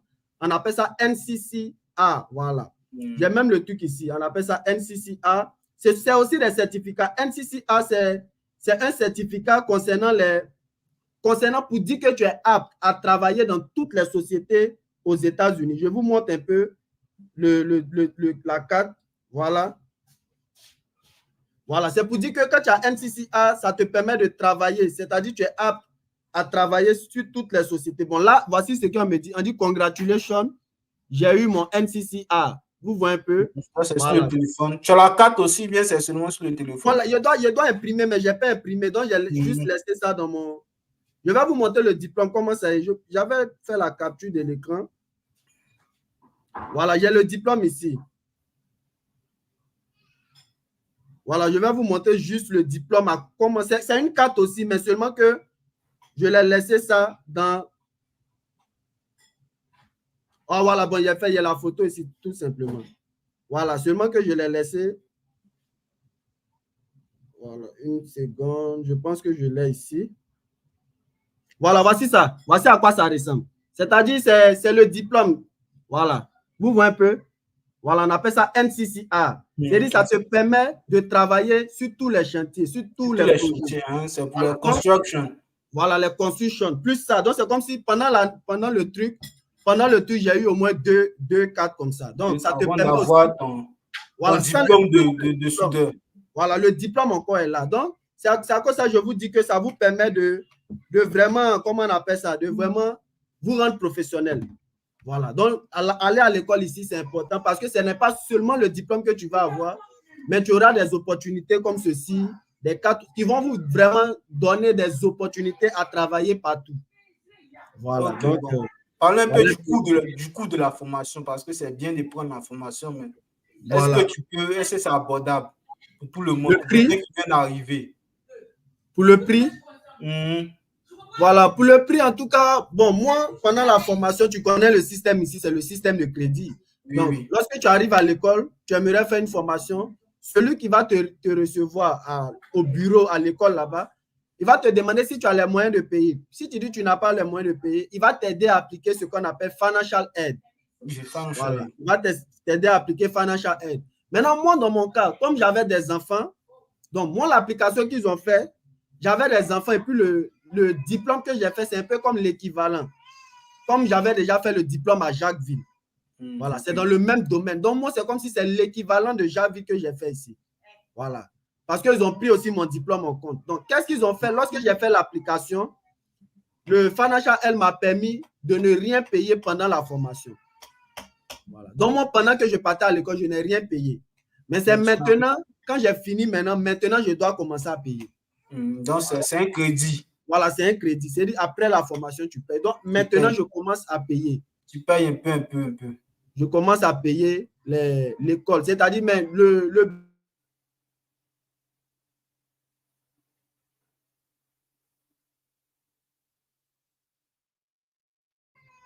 tu vois un peu. Tu es là, non? Tu es là? Oh, tu as un problème de connexion là. Je pense que c'est bon maintenant. Sinon, pour le prix total, pour ma formation, c'est 38 000 $. Donc, c'est-à-dire 38 000 $. L'État, c'est-à-dire l'État a payé une partie et puis l'école aussi a payé une partie. Donc, le remboursement que je dois faire, je dois rembourser une partie pour l'école et une partie pour l'État. Voilà, c'est comme ça. Donc, tu dois rembourser les deux. Je dois rembourser les deux. Mais le total, je pense que ça va faire un truc de 20 000 $. Parce qu'il y a une moitié que je ne paye pas. L'État a déjà géré ça. Donc, je pense que c'est 25 000, 30 000 que je dois payer. Voilà. Un truc de ce genre. Voilà. Donc, ça, tu vas payer un peu. Voilà, je dois payer un peu chaque fin de mois. Un peu jusqu'à... Oui, c'est bon. Si tu as c'est que tu vas avoir le travail, peu importe. Si tu as le travail, tu peux payer un peu. C'est abordable. C'est abordable. Oui, c'est ça. Donc, c'était un peu ça, les questions Voilà. que j'avais. Donc, le conseil aussi que je peux ajouter concernant les formations, en tout cas, ça te garantit aussi un avenir et ça te permet aussi de travailler dans vraiment des grandes sociétés aussi. Donc, c'est très important. Il faut aller dans la chambre là-bas. Donc, une autre question que j'aimerais te poser, on sait que tu as quitté l'État de New Jersey maintenant. Donc, j'aimerais te poser pourquoi tu n'as pas voulu rester à New Jersey pour travailler dans la soudure et puis tu as préféré aller dans ton État, l'Oklahoma, où tu es maintenant. Ok, bon, merci pour la question. J'ai quitté New Jersey parce que j'ai des enfants. J'ai des enfants et puis faut la calmer, non? J'ai quitté New Jersey parce que j'ai des enfants et puis la maison, New Jersey, le coût de la vie est cher. Voilà, le coût de la vie est cher et j'ai vu qu'avec mes enfants, franchement, ça ne va pas vraiment m'aider. Voilà, ça ne va pas vraiment m'aider. Et aussi, New Jersey aussi, concernant mon boulot n'est pas vraiment trop demandé à New Jersey. Voilà, tu peux gagner, mais de un, ce n'est pas demandé. Et de deux, tu n'as pas plus d'opportunités, plus d'avantages en faisant la soudure à New Jersey. Voilà. Donc, raison pour laquelle j'ai fait des recherches sur... C'est pas sur Oklahoma seulement j'ai fait des recherches. J'ai fait des recherches sur plusieurs États. J'ai fait des recherches sur Pennsylvanie, Kentucky, Texas. Voilà. Et aussi, je suivais, c'est pour cela que je vous ai dit de toujours regarder des vidéos sur YouTube, c'est important. Comment j'ai découvert Oklahoma? Il y a un soudeur, un grand soudeur que je suis sur YouTube. Voilà, il fait beaucoup de construction. Donc depuis longtemps, je le suivais, même depuis Abidjan, je pense. Je le suivais, chaque jour, je regardais ses vidéos. C'est un Américain? C'est un Américain, oui. Voilà. Je rêvais. Voilà, je rêvais. Donc, un jour, j'étais même à l'école. J'étais à l'école et puis j'avais bientôt fini l'école. Donc, je me disais, ah, tiens, il a bientôt fini l'école, il faudrait que je déménage. Voilà, parce que j'avais prévu déménager. Il me restait au moins une semaine ou 2 semaines, je devais finir l'école. Donc, je me suis dit qu'il fallait que je déménage. Donc, ce jour-là, je regardais la vidéo du gars et je peux dire par chance ou bien par truc, il a mis la localisation. Donc, il a mis sa localisation, j'ai vu Oklahoma, United States. Donc, il a dit, attends, donc depuis lui, là, je le suis, dans sa Oklahoma, il est. Donc, en même temps, il y a Wikipédia Oklahoma. Donc, quand j'ai Wikipédia, en même temps, j'ai fait des recherches sur Oklahoma. C'est là que j'ai découvert que vraiment, cet État-là, ils sont riches en pétrole, ils sont riches en gaz, en énergie. Autant je sais que ce qui est en rapport avec le gaz et l'énergie, les soudeurs ont plus d'avantages dans ce secteur d'activité. Voilà. Donc, ça a vraiment éveillé mon esprit. Je dis, ah bon, parce que depuis longtemps, quand je regardais ces vidéos, il fait les vraies productions, les vraies constructions. Mais je ne savais pas où il vivait, au fait. Vrai, donc, quand j'ai vu Oklahoma, j'ai dit, donc c'est ici, il fait tout ça là. Donc, quand j'ai vu, j'étais maintenant rassuré. Qu'est-ce que j'ai fait? J'ai planifié un voyage rapide à Oklahoma pour venir inspecter les lieux. Voilà, pour venir voir le territoire de mes propres yeux. Donc, j'ai fait un voyage de 3 jours. J'ai conduit 22 heures de route. Voilà. Voilà, tu te rappelles, tu m'as appelé même ce jour-là. Oui. Voilà, tu m'as appelé que je partais à Oklahoma. C'est vraiment parce que tu étais à Jersey, mais... Non, en ce moment, on était en Pennsylvanie, on partait à Oklahoma. Donc, au moment où tu m'appelais, j'avais encore 18 heures de route à faire. Au moment où tu m'appelais. Voilà. Donc, quand je suis arrivé, j'ai loué un hôtel rapide. J'ai juste programmé 3 jours pour venir inspecter les lieux. Et j'ai appliqué des jobs. Donc, lorsque j'ai appliqué des jobs en tant que soudeur, j'ai vu que j'ai reçu plusieurs offres d'emploi. Plusieurs sociétés m'ont appelé. J'ai dit, ah, c'est que c'est vraiment tout ici. Donc, quand je suis arrivé faire mes interviews, j'ai vu un peu près de 10 sociétés, près de 20 sociétés. J'avais programmé des interviews avec eux. Donc, moi, je ne savais plus où j'allais partir. J'ai dit, le meilleur moyen, c'est de venir vivre ici. Voilà. Parce que je suis venu, j'ai fait au moins 2 interviews, 3 interviews, et j'ai vu que je suis encore beaucoup sollicité. J'ai dit, bon, c'est mieux parce que New Jersey, quand j'applique, je n'obtiens pas trop d'offres comme ça. Voilà. Je n'obtiens pas trop d'offres comme ça. Donc, je me suis dit que, voilà, comparé à Oklahoma ici. Donc, je me suis dit que peut-être à New Jersey, mon boulot n'est pas vraiment sollicité là-bas. Donc, c'est ça aussi qui m'a permis aussi de venir vivre ici. Donc, je peux dire le boulot et puis aussi ma famille parce que ici, les maisons ne sont pas vraiment si chères que ça.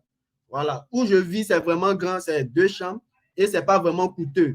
Voilà, c'est pas vraiment coûteux. C'est moins que la maison que je louais à New Jersey. Ouais. C'est moins. Le prix d'ici est encore plus bas Plus plus grand, plus espacieux et plus nouveau, quoi. Parce que ici, j'ai l'impression que ce sont des nouvelles constructions. Oui, voilà, donc, voilà, ici, ce sont les nouvelles. Et puis ici, chaque jour, même des cités naissent. Les gens construisent de nouvelles cités ici. Ça, c'est vrai. Voilà, les gens construisent de nouvelles cités beaucoup ici. Donc, la plupart des constructions, vous allez voir, ce sont des nouvelles constructions. Oui. Voilà, ce sont des nouvelles constructions. Donc, je peux dire le travail et puis la cherté de la vie. C'est-à-dire le coût des loyers. Parce que j'ai une famille, j'ai besoin de l'espace et j'ai besoin aussi de payer moins cher, pas trop cher. Donc, c'est une raison pour laquelle j'ai fait des recherches sur des maisons à New Jersey, mais j'ai vu qu'à New Jersey, si je devais prendre 2 chambres bien grandes dans un nouveau coin, j'allais dépenser près de $2000 par mois. Donc, j'ai vu que ça n'allait pas m'arranger, je devais quitter l'État. Et je peux dire, par la grâce de Dieu, j'ai découvert Oklahoma. Mon boulot est sollicité ici et les maisons ne sont pas si chères que ça. Donc, je peux dire que c'est un avantage pour moi. Voilà, c'est un avantage pour moi. Ok, c'est bien. J'aimerais te poser une question aussi par rapport à ton État. Comment tu le compares par rapport à New Jersey? Quelles sont les différences? Et puis, est-ce que tu pourrais le conseiller à un nouveau immigrant ici, à un nouveau Davis aux États-Unis?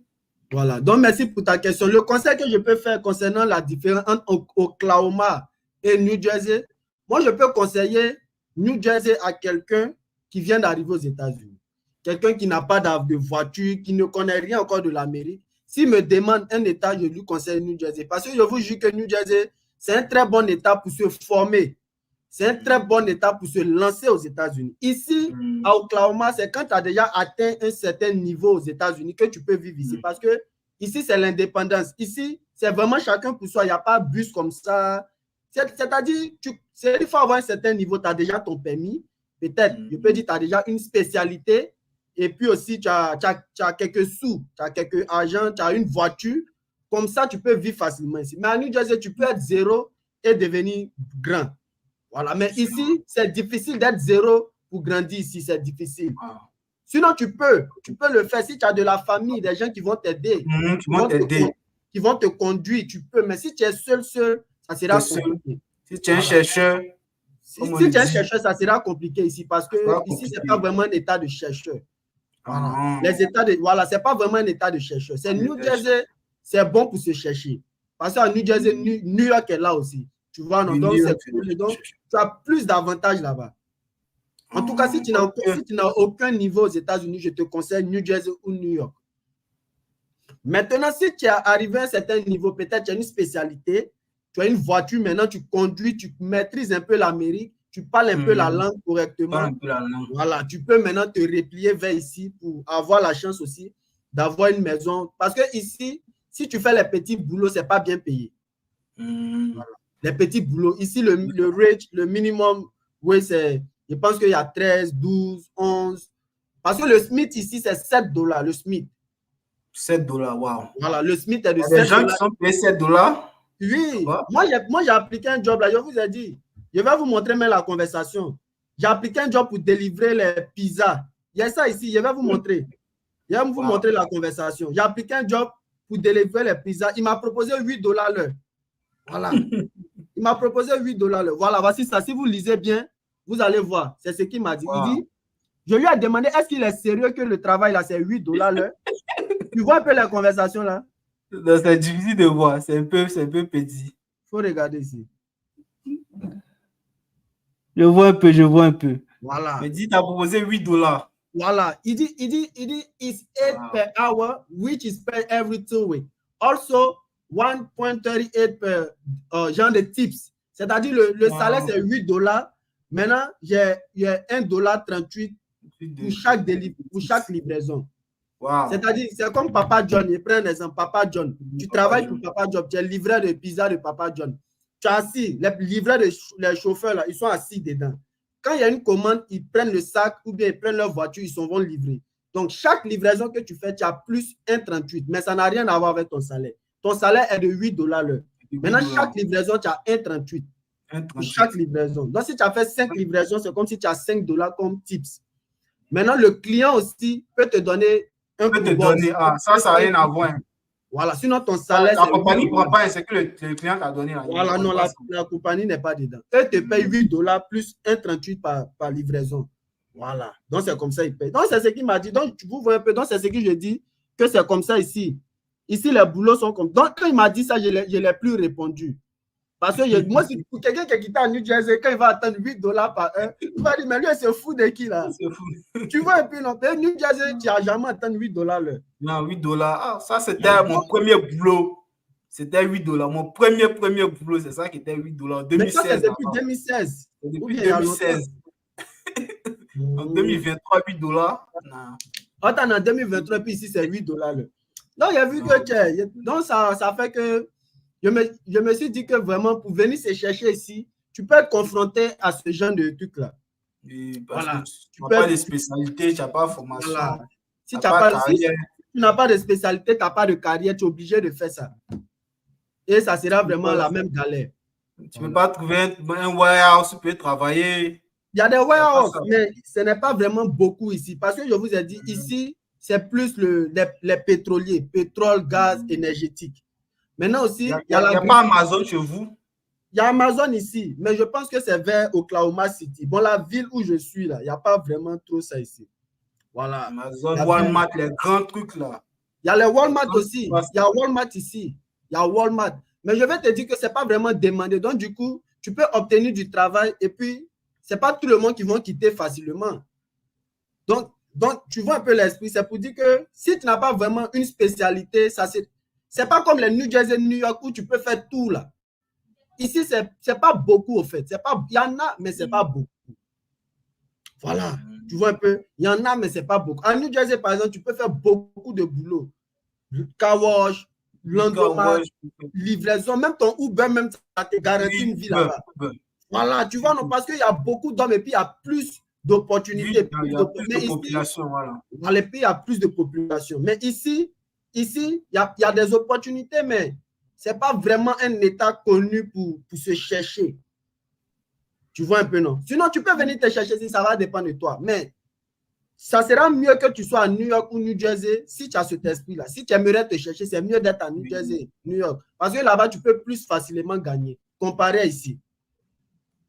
Ici, la plupart des gens vont te proposer ce genre de salaire. Peut-être très souvent, 14. Et puis, ça va dépendre de ton expérience. Si tu as eu un travail de 16 $ dans un Walmart ou bien dans un truc de ce genre, ils vont demander si tu as déjà travaillé à Walmart peut-être avant, comme cashier, je ne sais pas.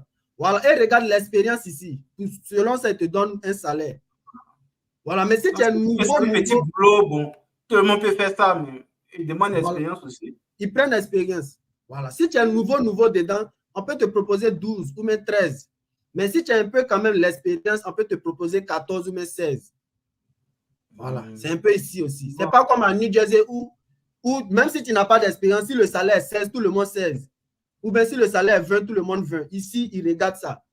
Ils vont te demander combien de temps tu as fait dedans, combien de temps tu as duré dedans.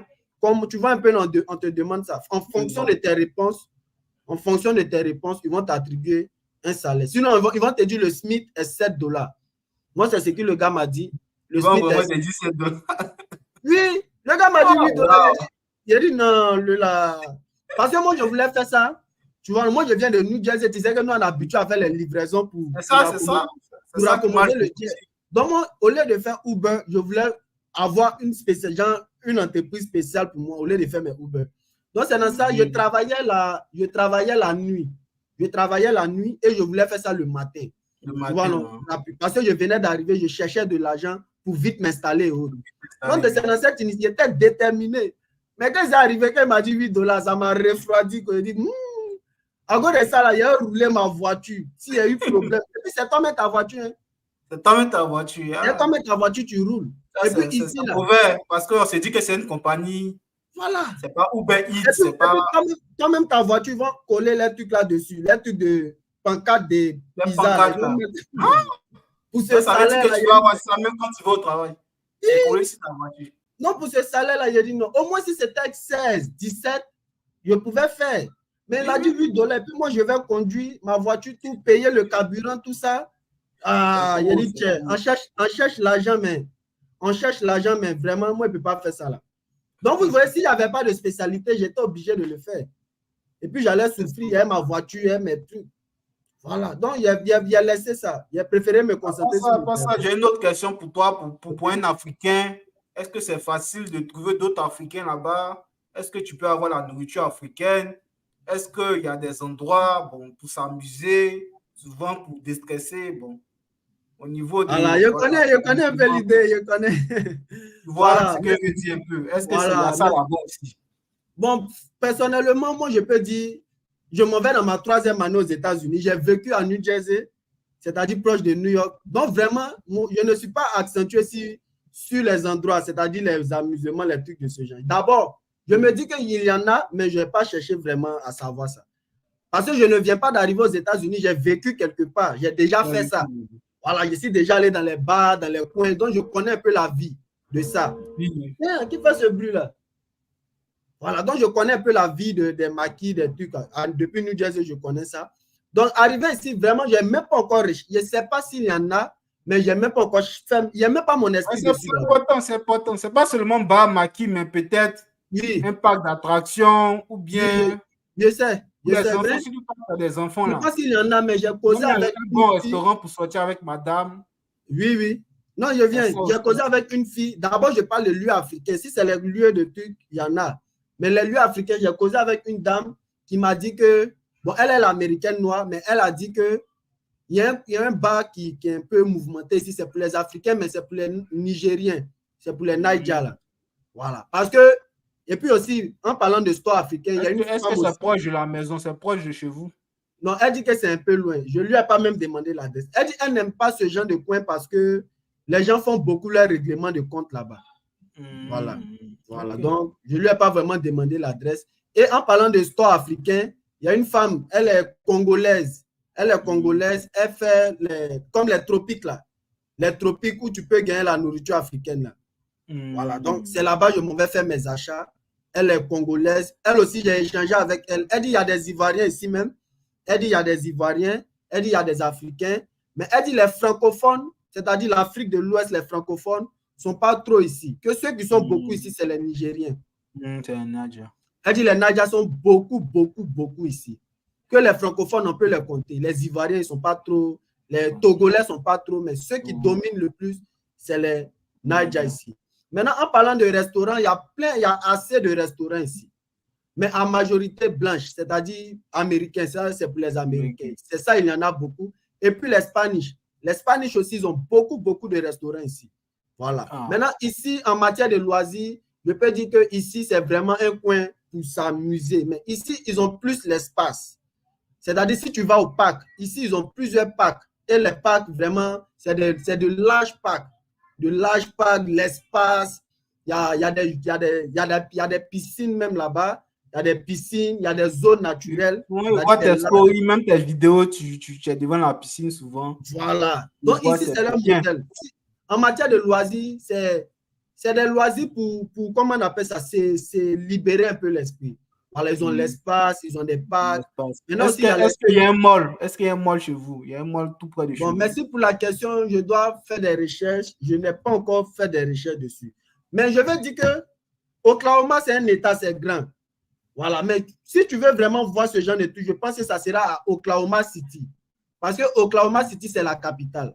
Donc, je me dis que tout ce genre de trucs-là, tu peux retrouver ça là-bas. Moi, je suis à Tulsa. Tulsa, c'est une ville de Oklahoma. Tulsa et Oklahoma City, ça fait combien de minutes ça fait 2 heures de route. 2 heures de route. 2 heures de route. Donc, tu es obligé de conduire 2 heures pour pouvoir trouver un mall? Bon, pas vraiment, mais je me dis que, bon, là, je vais essayer de taper. Voilà, je pense que tout est à Oklahoma City ici. À Oklahoma City là-bas. Voilà, bon, là, on parle de mall. On dit qu'il y a un mall ici à Oklahoma. Ah, il y a un mall à Tulsa même. À 5 minutes, ça, c'est quel genre de mall ça? Ah, bon, voilà. Bon, là, je viens de voir, il y a un mall ici. Mais en tout cas, ici, ils ont les grands restaurants, les coins des habits. Voilà, je pense qu'il y a un mall ici. Je viens de voir ça. Si tu veux t'habiller, tu n'es pas forcément obligé d'aller au mall. Voilà, tu n'es pas vraiment obligé d'aller au mall. Mais ils ont des grands espaces. Ils ont des malls ici, voici ça. Vous avez mis mall tout ça, vous avez vu? Voilà. Il y a mis mall tout ça, c'est à 5 minutes. C'est à côté d'ici. C'est un mall comme à New Jersey, là. Hein. Tu connais le mall d'ici, là, non? Oui. Yeah, je pense que c'est identique. Hein. Voilà, je pense que c'est même. Tu n'as pas encore rentré là-bas. Hein. Je n'ai même pas pensé à ça. C'est toi-même qui viens de me rappeler. Donc, j'ai mis. Il y en a à tout ça ici. Il y en a à tout ça. C'est à 5 minutes de chez moi. On appelle ça Woodland Hill Mall. Woodland Hill Mall. Voilà. Donc, c'est maintenant que je viens de voir. Ah, c'est bon. Sinon, ici, c'est que moi, je sais, en matière de vêtements, en matière de meubles, c'est-à-dire les meubles de maison, en tout cas, ils ont des vrais meubles de maison, bien propres, bien chics, même les habits, ils ont de vrais habits. Mais ça coûte cher, les vrais marques là, c'est cher. Mais je veux dire qu'ils ont des grands magasins vraiment pour les vêtements, pour les meubles, et c'est vraiment propre. Et puis le mode, parce qu'ici, ils font les choses en fonction des modèles de l'appartement. Voilà, la plupart des modèles d'appartements sont à peu près identiques. Donc, ils font les meubles pour ce genre d'appartement. Puis, c'est bien chic. Et aussi, il y a des houses aussi. Il y a beaucoup de houses ici. Donc, ils ont des meubles aussi pour contenir les houses. Voilà. Donc, franchement, ils sont vraiment organisés dans ce sens-là. Il n'y a pas trop d'immeubles là-bas. Les immeubles non, il n'y a pas trop d'immeubles ici. Non, il y en a New pas. York, les buildings. Non. Oh, là, ici, tout est à voix basse. Ici, c'est vraiment différent de New Jersey. C'est différent carrément. Différent. Mais je pense que s'il n'y a pas d'immeuble, je pense que c'est parce qu'ici, il y a Tornade. Tu connais Tornade, non? Voilà, Tornade. Donc, je pense que c'est à cause de ça, ils n'ont pas vraiment voulu faire d'immeuble pour éviter moins de dégâts. Voilà, donc ils ont préféré faire les maisons à 2 niveaux. Comme chez moi ici, moi je suis en haut, mais c'est 2 niveaux, c'est-à-dire il y a une seule maison en bas et moi je suis en haut, c'est tout. Voilà, là au moins, même s'il y a tornade, les dégâts seront moins. Mais si c'est dans immeuble, mais il y a déjà vu des cités où il y a des immeubles ici. Ils ont des downtown aussi. Ils ont des grands immeubles comme à New York. Mais ce n'est pas vraiment, les appartements ne sont pas des immeubles longs, comme on connaît à truc. Non, ils n'ont pas vraiment ça ici. Je pense que c'est à cause de la tornade, ils ont peur. Bon, par précaution, quoi. Parce que tu es dans l'immeuble. C'est bien, c'est bien. Voilà. La vie des gens est mieux que l'argent, quoi. Voilà, la vie des gens est mieux que l'argent. Sinon, ils peuvent faire ça, mais s'il y a tornade, c'est pas bon. Ça va tuer beaucoup de personnes. Ça va tuer les gens, c'est vrai. Non, c'était la question que j'avais pour toi. Je ne sais pas si tes abonnés ont posé des questions, peut-être. Voilà, donc en tout cas, merci. Vous avez compris un peu. J'ai posé des questions à notre frère Willy. Lui aussi m'a posé des questions. J'espère que ça vous a vraiment aidé. Donc maintenant, nous allons passer maintenant aux questions. Il y a plein de personnes qui ont laissé les questions. On va faire les salutations rapides. Il y a Ricky Wata. Est-ce qu'il est là encore? Bon. Tous ceux qui sont là, il y a Chaf le policier qui avait posé une question. Salut mon ami, ça y est, tu as commencé à monter qualité sur tes lives. Merci. Il dit que j'ai commencé à rendre mes vidéos un peu professionnelles. Merci bien. Mon frère pour la remarque, si on peut le dire. Il y a un qui dit on est ensemble, monsieur John, on est ensemble, merci. Il y a Chaf le policier qui dit il est arrivé en 2016. Ça, c'est une question pour toi, Willy. Il dit il est arrivé en 2016. Ça fait un bail. Ça fait un bail qu'il est là-bas du coup. Quel était son case number? Il dit quel était ton case number? Mon case number était dans les 51 000. Hein. C'était beaucoup. 51 000 et quelques. J'ai oublié le nombre exact, mais c'était 51 000. Il dit 51 000. Voilà. Donc, Chaf le policier, il dit son case number était de 51 000 et quelques. Qu'il oublie un peu. Il y a un qui dit il a déjà eu sa nationalité américaine. Il demande si tu as déjà eu ta nationalité américaine. Non, pas encore, mais je suis en train de faire ça. Je suis en train de me concentrer dessus. Voilà, il dit il n'a pas encore qu'il va se concentrer dessus. Il y a un qui demande encore, il fait quoi dans la vie? Quel boulot tu fais? Quel boulot? Bon, moi je travaille à temps partiel parce que je suis étudiant. Mais je fais Uber aussi. Je suis conducteur de Uber. Voilà, donc c'est bon. Il y a un qui dit, il fait quoi comme travail? Il a déjà répondu. Quel est le montant maximum que la banque met sur ta carte de crédit? Sur une carte de crédit, quel est le montant maximum que la banque met sur une carte de crédit? C'est une question pour moi, mieux pour toi. Bon, c'est pour nous deux. Bon, moi, comme toi, tu as l'expérience que moi, je ne sais pas bien. Oui, ça dépend de ton revenu. Hein. Ça dépend de ton revenu. Si tu fais l'argent, même la banque peut même quand même $100 000 sur ta carte. Si tu fais l'argent, beaucoup. Ça dépend de ce que toi, tu veux, au fait. Mais il ne faut pas prendre beaucoup et puis tu ne peux pas rembourser, au fait. Ça coûte ça, 100% de ton revenu. Si tu as pris beaucoup et puis tu ne peux pas rembourser, bon, là, tu es dans le problème maintenant. Tu es dans le problème. Donc, il y a un qui dit, quand vous dites qu'il faut avoir un bon crédit score, par exemple 700, j'aimerais savoir signification des 700. Bon, les 700, ce sont des chiffres parce que le crédit score alerte la fortune. Tu demandes 700, c'est quoi? 700, le crédit score, ce sont des chiffres. Voilà, ça va de 0, je pense que de 300 à 850 ou bien un truc de ce genre. Maintenant, il y a une marge de tolérance, comme on le dit, pour être dans le bon et le mauvais crédit. Donc, je pense que pour être dans le mauvais crédit, il faut être dans les 300. Si tu as 300, 400, 500, tu es dans mauvais crédit. Pour progresser un peu, il faut être peut-être dans 570, 600, 620, 630. Là, tu progresses un peu. Maintenant, quand tu es dans 700, 750, tu vas dans l'excellence. Voilà, dans l'excellence. 700, 800. Voilà, 700, 800, tu vas dans l'excellence. Là, tu es très bon. Voilà, donc les 700, c'est comme des chiffres. Ce sont des chiffres, ce sont des crédits scores, des chiffres. Donc, si tu es dans, c'est à cause de ça, quand il faisait la vidéo, il a dit, si tu es dans les 700 et plus, tu peux recevoir beaucoup de choses. Voilà. Donc, il y a un qui dit, John, tu as des nouvelles de la DV 2025, c'est avec le passeport.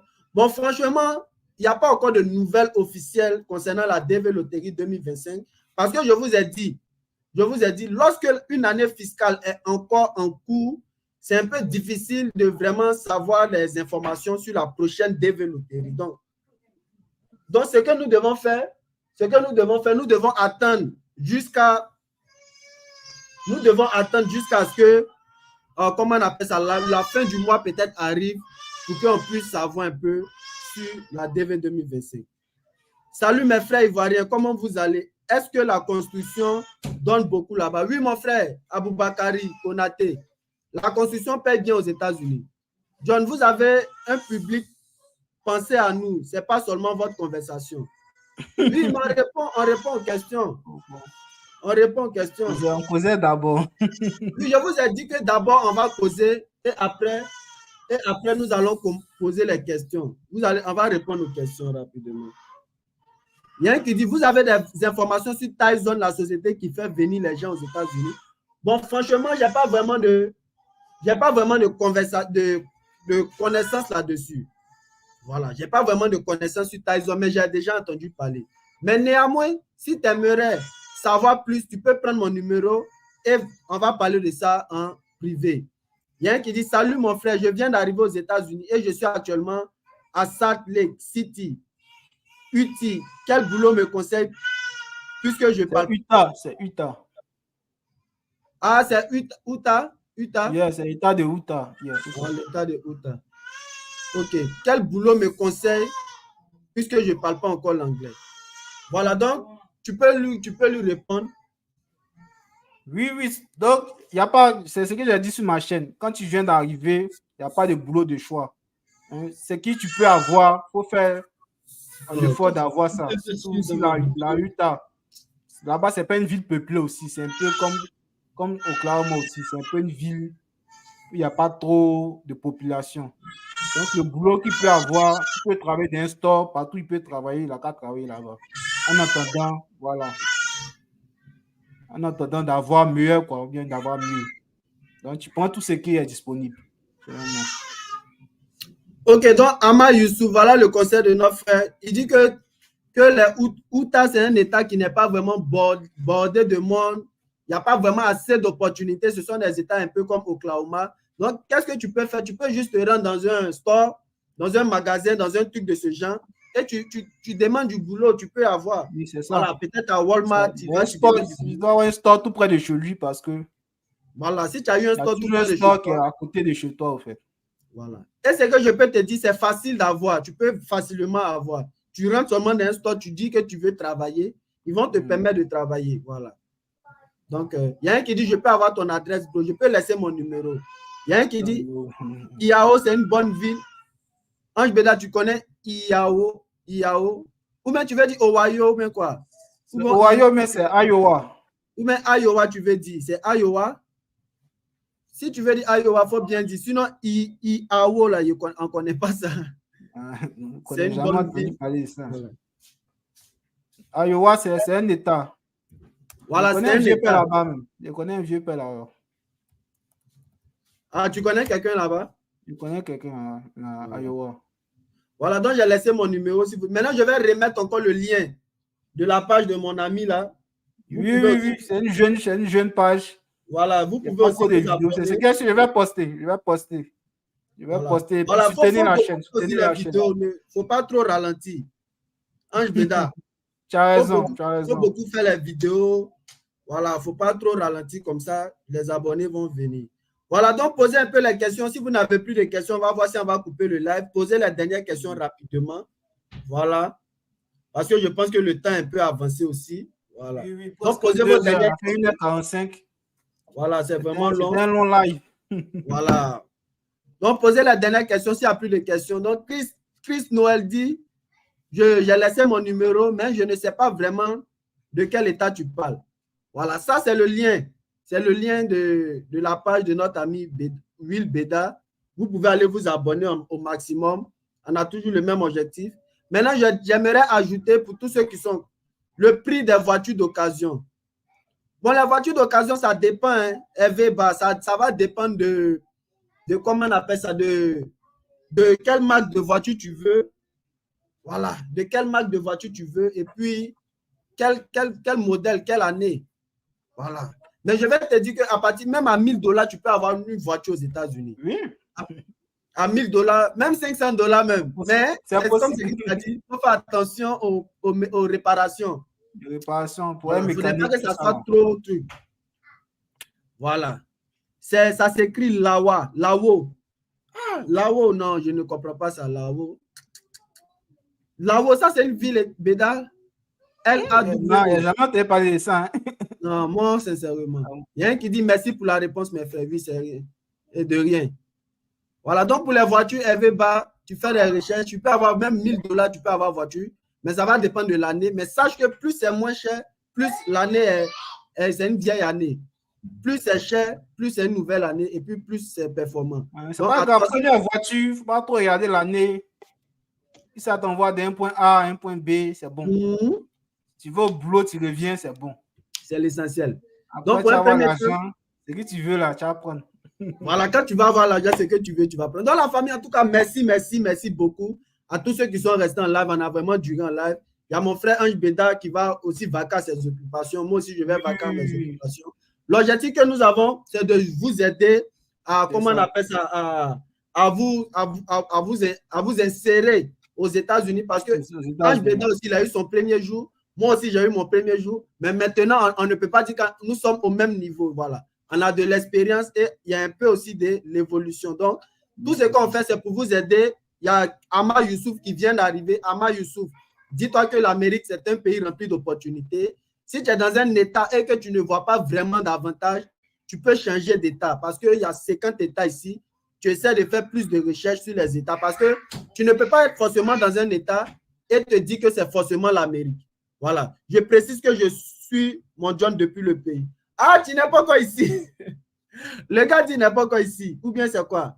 Je précise que je suis depuis mon... Bon, tu me suivais depuis le pays. Voilà. Donc, si tu es ici, tu dis que tu es arrivé à Utah, non? Voilà. Si tu es arrivé à Utah, tu peux te renseigner. Tu rentres dans un store. Ah, moi, je cherche travail. I'm looking a job. I'm looking a job. Tu peux prendre une journée ou 2 jours pour ça. Parce qu'il y a plein de personnes. Il y a plein de personnes, quand ils arrivent aux États-Unis, ils aiment vraiment compter sur les gens. C'est-à-dire, ils veulent que quelqu'un leur trouve du boulot. Ce n'est pas bon. Je vous ai dit, considérez l'Amérique comme un pays. De toute façon, tu es dans ton pays et puis tu cherches du travail là. C'est la même chose ici. Arrivé ici, tu te cherches. Tu sors, tu peux partir dans une gas station, c'est-à-dire les stations de gaz. Tu dis, tu cherches du travail. L'objectif, c'est juste de t'insérer.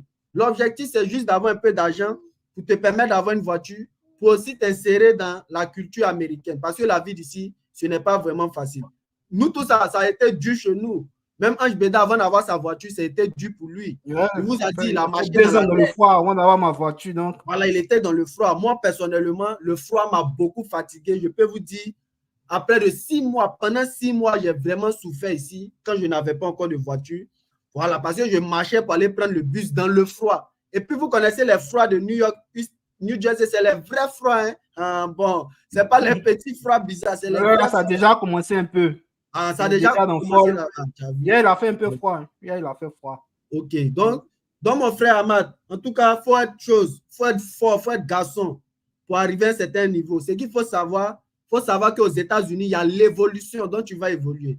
Voilà, donc il ne faut pas te décourager. Il faut aussi penser à te spécialiser. Il faut aussi penser à avoir une carrière, comme ce que notre frère Béda le dit. Lui, il va à l'école, il est étudiant, il fait aussi sa formation. Voilà, donc c'est très important. Voilà, donc il y a un qui dit... Il y a un qui dit, je suis à Salt Lake City. OK, donc en tout cas, courage à toi. Pense à t'orienter sur la voie de l'école aussi, c'est bon. Merci pour votre disponibilité et bon courage à vous et que Dieu veille sur vous et vos familles respectives. En tout cas, merci à tous les abonnés. Ange Béda, tu as quelque chose à dire avant qu'on coupe le live? Oui, ma pauvre. J'aimerais vraiment te remercier, mon frère John Zoko, de me soutenir. Ce n'est pas tout le monde qui va accepter. Toi, tu es un doyen de YouTube maintenant. Tu es un chef, je veux faire comme toi. J'aimerais avoir autant d'abonnés que toi. C'est pour ça aujourd'hui, je suis là pour que tu me donnes un peu d'abonnés, quoi. Non, abonnés, ça va venir. Il faut juste encourager les gens. Il faut enlever. Il faut juste faire des vidéos seulement. Tu fais des vidéos. Et puis, moi, ce que je peux dire, moi, ce que peut-être j'ai dans mes vidéos, moi, je suis ouvert. Je dis la vérité. Ce que tu vois aux États-Unis, là, il faut dire. Parce que quand tu caches les choses aux gens, ce n'est pas vraiment bon. Tu dis la vérité. Même si tu as 2 abonnés qui t'écoutent, c'est l'essentiel. Voilà. Moi, je ne cherche pas millions d'abonnés. Moi, même si j'ai mes 2 abonnés, s'ils m'écoutent, c'est l'essentiel. Donc, le conseil que je peux te dire, c'est juste, tu fais des vidéos couramment. Tu es positif avec tes abonnés, tu réponds à toutes les questions. À tout le monde. Et puis, voilà, tu leur donnes des orientations. Comme tu sais bien le faire, tu es beaucoup instruit. C'est ce qui me plaît chez toi et je pense que tu peux vraiment bien orienter tes abonnés. Voilà. Parce que j'ai vu ça en toi. Quand j'ai écouté tes vidéos, j'ai dit, en tout cas, tes abonnés seront à l'aise avec toi et j'ai confiance. Il faut toujours chercher de quoi dire. Merci. Des thèmes les sur idées de vidéos, les idées. Voilà, tu découvres il y a beaucoup d'idées. Voilà, en tout cas, les abonnés, venez. Surtout pour ceux qui veulent faire des études, il y a beaucoup de tuyaux pour que vous puissiez commencer les études un peu plus facilement. Parce que là, à l'école ici, c'est pas facile. Surtout tu n'as pas les parents, c'est encore 2 fois plus difficile. Donc, il faut avoir certains tuyaux, certaines personnes qui te guident. Donc, j'aimerais vraiment vous encourager à venir sur ma chaîne pour ceux qui veulent faire les études, les différentes carrières. Voilà. J'aimerais inviter des gens comme John Zoko m'a invité aujourd'hui. Je vais inviter d'autres personnes. C'est même ceux qui font les métiers. Ils vont venir parler sur ma chaîne pour donner un peu les différents métiers qu'ils font dans la vie ici aux États-Unis, comme ils gagnent leur vie. Voilà. Donc, c'est ce qui va parler de ma chaîne, quoi. De ça que je vais parler. Cette vidéo-là, même là, tu peux l'enregistrer et tu la mets aussi sur ta chaîne aussi. Ça te fera aussi une vidéo. C'est comme ça. Comme ça, les gens pourront te... Il y a un qui dit New York, c'est plus mieux pour un nouveau. Oui, New York, c'est bon pour un nouveau, comme ce que mon frère l'a dit. Voilà, New York, c'est bon pour un nouveau. Si tu n'as pas de métier, tu n'as vraiment pas de voiture, là-bas, il y a train. Il y a, comment on appelle ça? Il y a le métro, il y a les taxis. Il y a cheval même là-bas, cheval. Tu peux monter. Il y a taxi, cheval. Moi, c'est juste pour rigoler, mais c'est pour vous dire que c'est mieux pour un débutant. Il y a un qui dit, salut bro, je viens d'arriver. Ah, nous, on a bientôt fini. Il y a un qui dit, c'est Iowa, la ville que je parlais. C'est Iowa. Iowa, mon frère. C'est un État, c'est pas une ville. Un État, c'est Iowa. Iowa, voilà. Iowa, c'est bon là-bas aussi. J'ai 2 abonnés. Il y a une abonnée qui est venue avec sa famille qui vit à Iowa. Voilà. Hier même, on a causé au téléphone. Ils vivent à Iowa. Voilà. Donc, c'est un bon État. Voilà. Donc, pour tous ceux, la dernière nouvelle que j'aimerais ajouter, pour tous ceux qui ont besoin d'aide concernant des logements, concernant des orientations pour trouver du travail, concernant aussi des orientations pour avoir le permis de conduire, tout ça, il faut écrivez-moi en inbox. Voilà, écrivez-moi en privé. J'ai plein d'amis ici, j'ai des contacts, j'ai des connaissances à peu près dans tous les États qui pourront vous aider. Et c'est ce conseil qu'ils m'ont dit. Ils m'ont dit si j'ai des abonnés qui ont besoin de logement, qui ont besoin d'éclaircissement des orientations, avoir le permis, obtenir du travail, voilà, vous pouvez m'écrire et je vais vous conseiller certaines personnes. Comme Willy Béda, pour quelqu'un qui va aller à New Jersey, je peux te conseiller Willy Béda, il va t'aider à t'orienter. Voilà, si tu as New Jersey, Si tu es peut-être à Iowa, je connais quelqu'un à Iowa qui peut t'orienter là-bas. Si tu es à New York, je connais des amis à New York. Si tu es en Kentucky, même demain, je vais faire un live avec un ami de Kentucky. Peut-être que vous le connaissez, mon frère Roma. Je vais faire un live avec Roma demain. Il va expliquer aussi son parcours et puis un peu de tout. Ce même-là, je vais faire ça avec Roma demain. Non, c'est pour vous dire que écrivez-moi par message et on va voir ce qu'on peut faire. Donc, il y a un qui dit le crime aux États-Unis. Bon, déjà, je pense qu'on va couper le live ou bien, voilà, je pense qu'on va couper. Je crois qu'on avait parlé de ça un peu auparavant. Peut-être s'il y a le replay, il va voir ça. Voilà. Donc, pour le crime, l'Amérique, elle est dangereuse. En cas, faire attention à nous. Voilà. Il faut savoir, comme ce que Beda a dit, Willy a dit, il dit que tu vas au travail, tu viens à la maison. Tu vas au travail, tu viens là. Souvent, tu peux t'épanouir, mais ici, ce n'est pas un pays pour s'épanouir. Voilà. C'est un pays pour faire ses objectifs. C'est ce qui est important pour toi dans ta vie, c'est ça que tu fais. Soit partir à l'école, avoir ta formation. Ce n'est pas un pays pour venir s'amuser ici, parce que ici, c'est un pays. Voilà, c'est pas pour dire qu'on ne s'amuse pas, mais d'abord, tu es venu te chercher d'abord. C'est venu te chercher. Considère que tu as l'énergie, comme tu le dis. Voilà. Après, la fête, ça va venir. L'amusement, ça va venir. Il y a un qui dit le nom de la chaîne de l'invité. J'avais laissé déjà. Voici le lien ici. Oui. Voilà. Oh non, ça c'est le truc là, il est lancé. Bon, ne regardez pas ce lien-là. Il y avait déjà mis le lien. Voici le lien de sa chaîne là. Ouais, je t'avais envoyé ça par message, non, mais tu veux que tu envoies ça encore. Non, j'ai ça même. Il vient d'envoyer ça. Il vient de mettre ça en commentaire. Il y a un gars qui demande encore. Il vient de mettre ça en commentaire. Voilà, voici ça. Allez-y, regardez. Je viens d'écrire ça en commentaire dessus. Là. Vous cliquez seulement dessus, vous allez écouter un peu cette vidéo. Donc, Ange Beda, on ne va pas prendre tout ton temps aussi. Donc, oui, merci pour l'initiative, vraiment la volonté que tu as eue afin de nous aider. Merci beaucoup. Donc, chers abonnés, merci à vous d'être en live. Merci à toi aussi, John Zoko. Voilà, de rien, mon frère. Donc, demain, je ferai encore un live avec Roma, encore ce même live-là. Il va nous expliquer un peu. Donc, sur ce, God bless America, God bless Africa, take care la famille. Voilà.